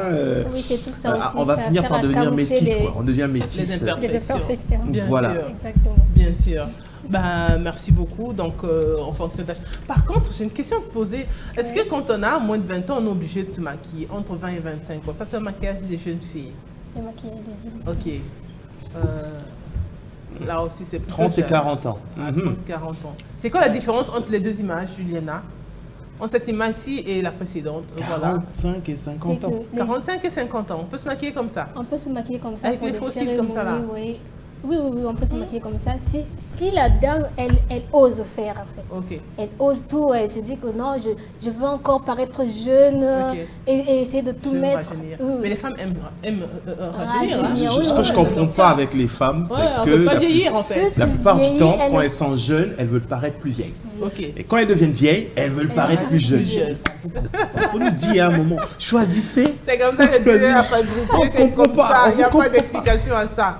Voilà, en tout cas, donc on peut oser porter ses fossiles jusqu'au-delà de 50 ans. Seulement, on les choisit plus courts, je pense. Hein, parce que c'est pas joli avoir des cils qui sont... Ouais, c'est lent. Elles veulent papillonner, elles aussi. Hein. Oui, elles veulent avoir des paupières qui battent quand elles te regardent. C'est exagéré, c'est pas joli. C'est vulgaire. Un conseil, Juliana, avant de se quitter. Un conseil, je dirais aux jeunes filles de ne pas trop exagérer aussi avec le maquillage. Disons, exemple, éviter les longs cils, vraiment les longs cils qui... Ça abîme les yeux. Il faut voir parfois pitié de soi. Les cils, en tout cas. On va se poser les cils, mais que ça soit plutôt court. ça soit pas trop long. C'est comme on dit. Il faut surtout bien les poser parce que moi j'en connais une qui était en soirée, elle avait tellement pris goût en faisant des bisous aux gens qu'elle a fait ses fossiles sans rester sur quelqu'un. Et à un moment, on s'est aperçu qu'elle avait plus de cils. Je connais un couple, partait à une soirée, madame a dit je vais me poser les fossiles. Quand elle arrive, elle n'arrivait pratiquement pas à ouvrir les yeux. Et monsieur était très énervé. Il y en a certains qui perdent même la vue, ça te colle les paupières un peu. Après, il faut être habitué, sinon, quand on te les pose, si tu n'es pas habitué, tu vois, non? Oui, là, le regard prend un coup. Et c'est énervant pour le compagnon. Oui, c'est très, très énervant. Restez naturel si vous pouvez, en tout cas. Si on peut, mais on veut aussi se faire belle. Ouais, faites-vous belle, mais... À des occasions particulières. Tu peux avoir un maquillage qui se rapproche vraiment du naturel. Oui. Tu n'es pas obligé de forcer, de ressembler à une geisha, comme on dit. Hein, voilà, après, tu ressembles à un clown, on va te poser un nez rouge et puis voilà. Tu vas finir au cirque. Merci beaucoup, Juliana. Prends soin de toi, passe un très bon week-end. Et salutations à tout le monde. Merci beaucoup. Alors, place à notre dernière rubrique, c'est le débat. Notre débat va être houleux. J'invite pour cela Fatou Roulouz qui vient nous parler des jeunes filles, des demoiselles, des adolescentes, des jeunes filles. Ça, c'est un maquillage entre 20 et 25 ans. Ouais, ça, c'est un maquillage entre 20 et 25 ans. C'est ce qu'on a vu tout à l'heure, là. C'est ce qu'on nous a appris tout à l'heure. Oui. Salut Fatou, ça va? Ça va. Bah, tu es belle. Merci. Ok, j'ai bien envie de voir le regard. Qu'est-ce que ça donne à l'écran? Je veux voir le retour de ce que ça donne. Alors, Fatou, on y va. Parlons des jeunes filles.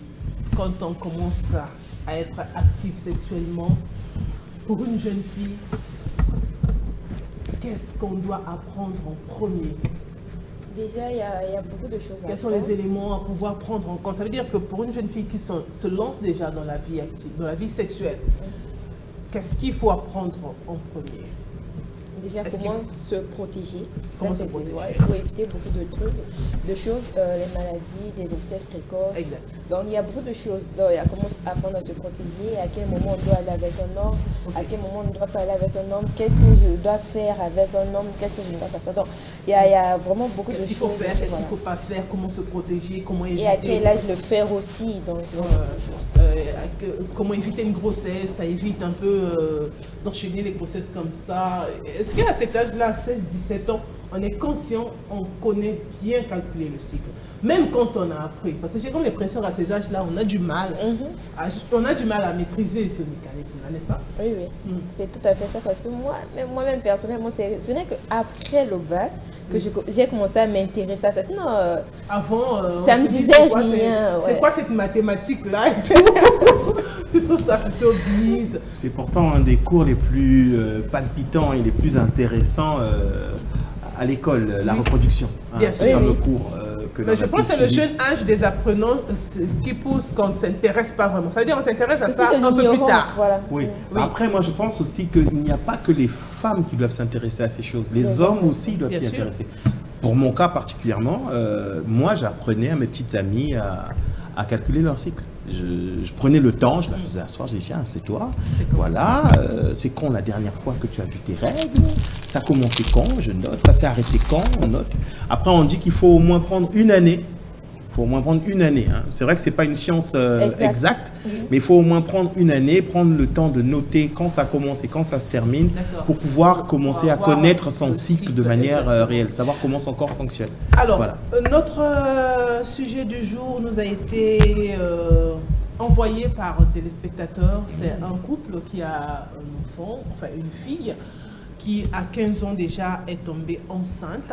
Elle commence tôt. Ah oui, à 15 ans déjà elle tombe enceinte, elle a son premier bébé, les parents, il y a des mamans qui sont très conservatrices et tout ça là, les parents décident de garder la grossesse et de permettre à la fille de faire son enfant. Ouais. Ça veut dire qu'à 15 ans elle devient maman. Et 2 ans après, cette même jeune fille tombe à nouveau enceinte. C'est un deuxième bébé qui arrive. À ce stade-là, à qui incombe la responsabilité, Fatou? Moi, je pense que la responsabilité est de l'enfant.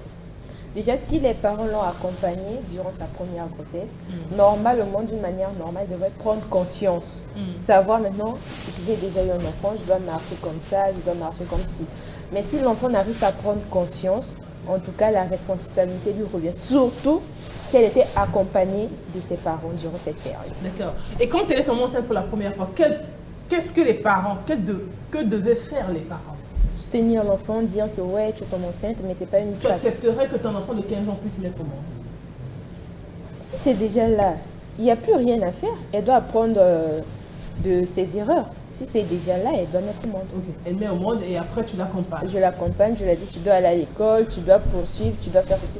Donc je dois faire oublier qu'elle est tombée enceinte, mais l'accompagner dans cette voie-là. Tu es maman, mais la vie ne s'arrête pas là. Mais est-ce qu'on contraint la fille à ne plus fréquenter le jeune papa? Ça veut dire oui, que... c'est quelque chose de courant. C'est quelque chose de courant. Dès que l'enfant tombe enceinte, on dit vous avez un enfant ensemble, mais ça soit juste quelque chose. Les parents imposent. Ils viennent juste voir l'enfant, ils partent. Vous devez plus vous voir. C'est juste. Mais est-ce qu'on respecte toujours cette consigne-là? Non. Alors, j'ai envie de dire que deux enfants qui mettent au monde un enfant, c'est assez compliqué. Il faut dire que la responsabilité incombe aux parents. Parce que là, c'est vrai qu'il y a un cas de grossesse. Oui. C'est vrai. Mais ça aurait pu être autre chose. Elle aurait pu attraper le sida, elle aurait pu attraper plein de choses. Ça veut dire que les parents qui sont justement en charge de l'éducation de l'enfant n'ont pas pris le soin justement d'éduquer sexuellement leur enfant. C'est pas un tabou de parler de sexe avec les enfants.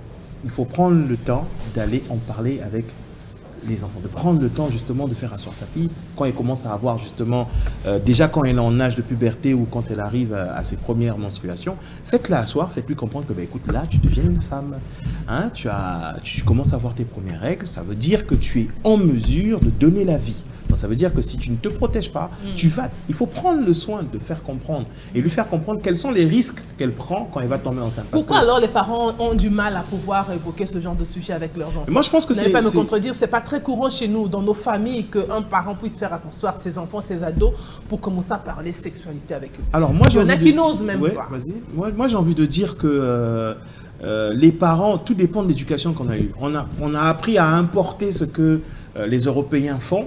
Oui. Mais on a du mal justement à appliquer ce qu'eux ils font avec leurs enfants. Eux ils parlent de ça avec leurs enfants. Oui. Donc faites la même chose. C'est tabou parce que c'est dans nos traditions, parler de sexe en famille, c'est pas monnaie courante. C'est sujet à beaucoup de discrétion. On commence à utiliser des termes un peu techniques pour expliquer un certain nombre de choses. Mais non, il faut y aller terre à terre avec les enfants, leur faire comprendre les choses de manière claire et simple. Il y a des enfants te tuent. Hein. Même si tu leur fais asseoir, tu lui dis les inconvénients de la chose. Elle veut toujours, elle veut savoir c'est quoi, elle veut toujours, peu importe les conseils que vous allez la donner, elle veut essayer. On dit que ce qui est interdit est toujours sucré. Voilà, elle veut toujours aller pour aller voir c'est quoi, pourquoi on me l'interdit, à quel goût. Il y a des enfants trop curieux. Même si tu l'as dit, regarde, dans notre famille, on est comme ceci, on est comme cela, on ne peut pas se permettre de vivre comme ça, comme ci. Mais elle s'entête toujours à lire. Moi, je me dis, si les parents étaient plus stricts, si ça arrivait, l'enfant tombe enceinte à cet âge-là, si les parents étaient plus stricts, je pense qu'elle aura peur d'aller une seconde fois. Bon, moi je pense que c'est un peu comme les chiens. Tu vois, le chien, quand tu l'attaches pendant longtemps dans la parcelle, le jour où tu le mets dans la rue pour la première fois sans le tenir, il commence à courir, il commence à aller vérifier, et ainsi de suite. Moi je pense que être dur avec les enfants, il y a une manière de l'être. C'est vrai qu'il faut être strict. Mais il y a une manière d'être strict avec les enfants. Il faut laisser un peu de liberté, c'est ça? Peut-être pas laisser de la liberté, tu vois, mais essayer justement de faire une espèce de régulation entre le temps pour s'amuser, le temps pour étudier, le temps pour faire un certain nombre de choses. Il faut coordonner un peu. Il faut coordonner un peu, tu vois, les activités, ainsi de suite. Oui. Moi, je connais des gens, je connais des filles qui sont, et des garçons qui sont encore vierges, qui ont dépassé la trentaine, mais qui sont vierges. J'en connais plusieurs, qui ont dépassé la vingtaine, qui sont encore vierges. Okay. Comment ils ont fait? Pourtant, quand tu regardes bien leurs parents, c'est pas des parents qui sont forcément nantis, d'accord? Oui. Mais c'est des parents qui ont reçu une certaine éducation et qui ont su comment éduquer leur enfant. Alors, les enfants, on n'attend pas un âge pour éduquer un enfant. Il faut commencer dès le bas âge. Il faut commencer dès le bas âge. C'est vrai qu'il y a des choses dont tu ne peux pas parler avec l'enfant à un certain âge, mais dès le bas âge, tu commences à lui faire comprendre certaines choses et ça devient des réflexes pour lui. Et pour cette deuxième grossesse, quelle doit être l'attitude des parents? Moi, je pense que... À 17 ans, avoir 2 enfants. À 17 ans, avoir 2 enfants, ça peut arriver. Hein, c'est des choses qui arrivent. Oui. C'est vrai qu'on dit, la première fois, tu vas dire, ouais, c'était un accident. Oui. La deuxième fois, un accident encore. Non, c'est pas un accident. C'est quelque chose que tu as voulu, forcément. Voilà. Si tu t'étais protégé, ça ne serait pas arrivé. Et moi, j'ai une question pour Willy. Toi, en tant que parent, moi, je suis jeune. Toi, en tant que parent, quelle sera ta réaction? Est-ce que tu vas laisser l'enfant aller vivre avec son partenaire et bien continuer toujours à accompagner l'enfant dans ses études, voilà, garder l'enfant chez soi avec cette deuxième grossesse. L'arrivée prochaine de Alors, c'est vrai que j'ai envie de réagir comme un papa congolais, dire oui, je vais la prendre, allez la déposer. J'ai envie de réagir comme ça. Oui. Mais le bon sens m'oblige à relativiser, à étudier la situation. Elle a 17 ans, d'accord? Oui. Pour son deuxième enfant, d'accord? Oui. Le jeune homme dont tu parles, est-ce que c'est son collègue de classe? Est-ce que c'est un monsieur âgé? Collègue de classe. Eux deux sont tous. Donc les deux, c'est des enfants. Oui, son collègue de classe. Donc ça veut dire que même lui ne saura pas gérer cette situation. Ce qu'il faut faire, c'est faire asseoir les deux familles, expliquer la situation comme elle est, d'accord? Et voir s'il y a moyen justement de trouver un terrain d'entente, savoir comment organiser les choses pour que l'enfant ne grandissent pas trop loin de son père ou ainsi de suite, tu vois. Donc trouver un moyen de s'entendre.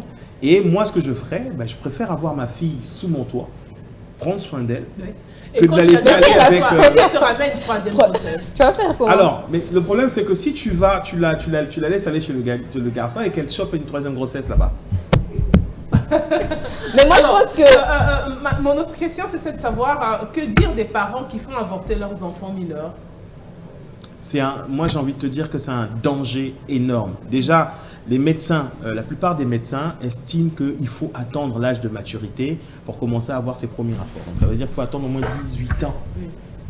Au moins 18 ans pour commencer à avoir les premiers rapports parce que le corps de la femme, à ce moment-là, quand je parle du corps, c'est l'intérieur, on va dire, a fini de se former, il a bien installé ce qu'il faut, et ainsi de suite. Donc l'anatomie est bien mise en place pour permettre, on va dire, la morphologie est bien faite pour pouvoir permettre justement qu'il y ait procréation. J'aime bien quand tu parles de l'intérieur parce qu'il y a des filles à 16 ans qui ont déjà assez costaudes, assez gaillardes et tout. Et quand les garçons, les hommes voient ça, c'est une vraie femme. Alors qu'elle est encore en train de grandir. Ça veut dire que l'intérieur, l'appareil génital de la femme n'est pas encore suffisamment formé. Une sage-femme qui m'a dit ça. Et à 14 ans, quand on tombe enceinte, il y a beaucoup de dangers. Elle peut avoir une déformation des crampes. Son corps n'est pas mature. Voilà. L'intérieur, on parle de l'intérieur. Même si l'extérieur, il y a du volume, il y a tout ce que vous connaissez.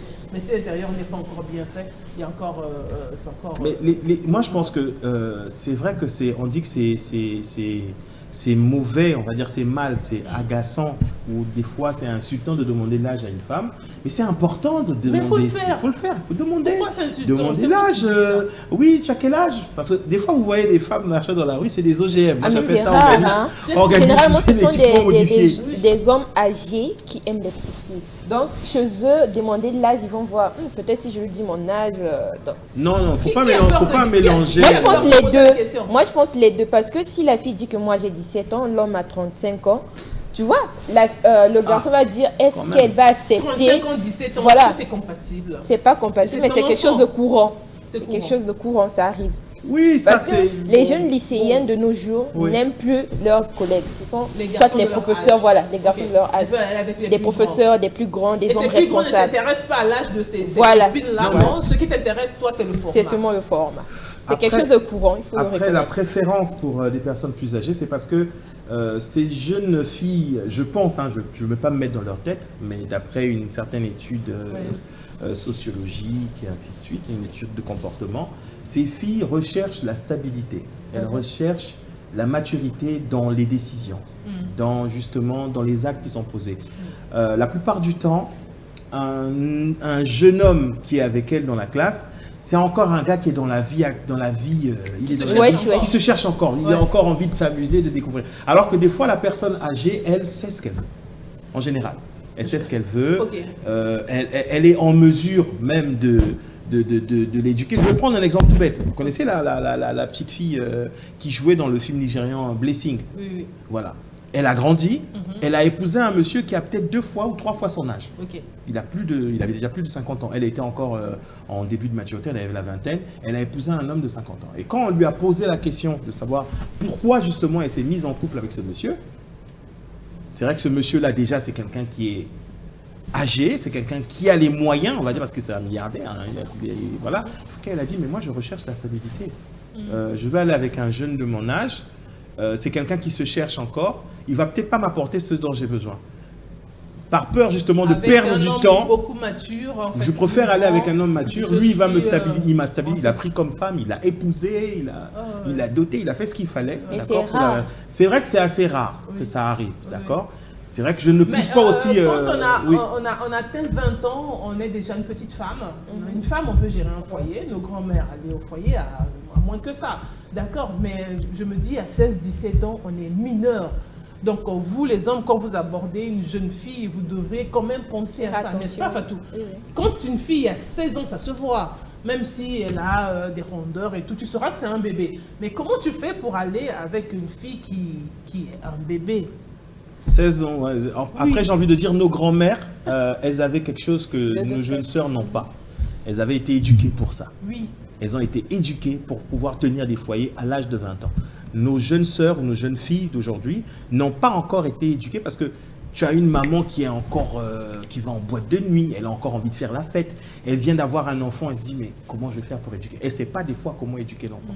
Or, nos mamans, à l'époque, prenaient le temps de s'asseoir, d'éduquer. Elle savait que je vais aller dans un foyer, exactement. C'est ce qui m'attend et tout. Alors, Fatou, je te pose la question de savoir jusqu'à combien de fois on devrait pardonner à son enfant ce genre, comment je peux dire, moi, je dirais au moins 3 fois. 3 fois? Oui, tu pardonnes 3 grossesses? Oui, au moins 3 fois. Jusqu'à toi, tu pardonnes? Au moins 3 fois, j'ai dit au moins 3 fois. Au moins 3 fois, le maximum 3 fois. Parce que moi, je pense que dès que l'enfant tombe enceinte à 15 ans, 17 ans, il faut lui laisser.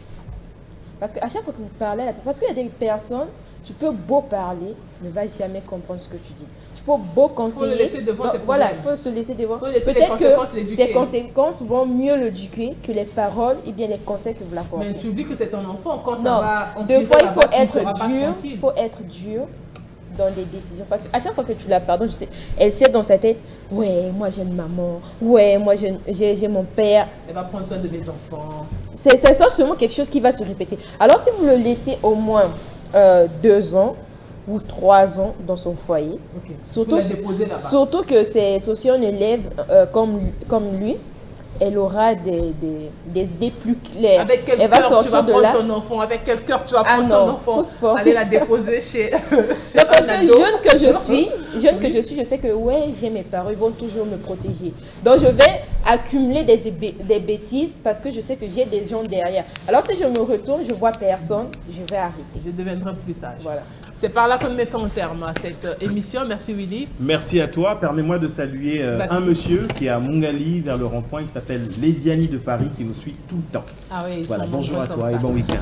Prenez soin de vous. Merci de nous avoir suivis. Bonne suite de nos programmes. On se retrouve le lundi à partir de 8h. D'ici là, portez-vous bien. Ciao, ciao. Au revoir. Je préfère mieux ça que l'audit été. Donc Spider pour cet été, je suis toujours cloué chez Cartier Sac. Kelly pour les choquer, ce soir t'es mon trophée. T'es ma vie, Hayati, je n'ai vu que toi et Habibi. On y va.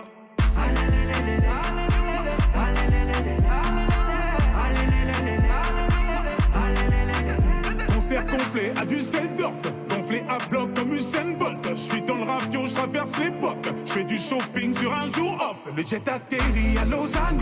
Et je suis vêtu comme Lausanne. Les lunettes marquantes, je les vois. Et mystérieux comme Oda. Ok, bébé, j'avoue, je suis dans l'excès. Pour des petits trajets sur le féfé. Je peux faire mieux ça que l'audit été. Donc, Spider pour cet été. Je suis toujours cloué chez Cartier Sac. Kelly pour les choquer. Ce soir,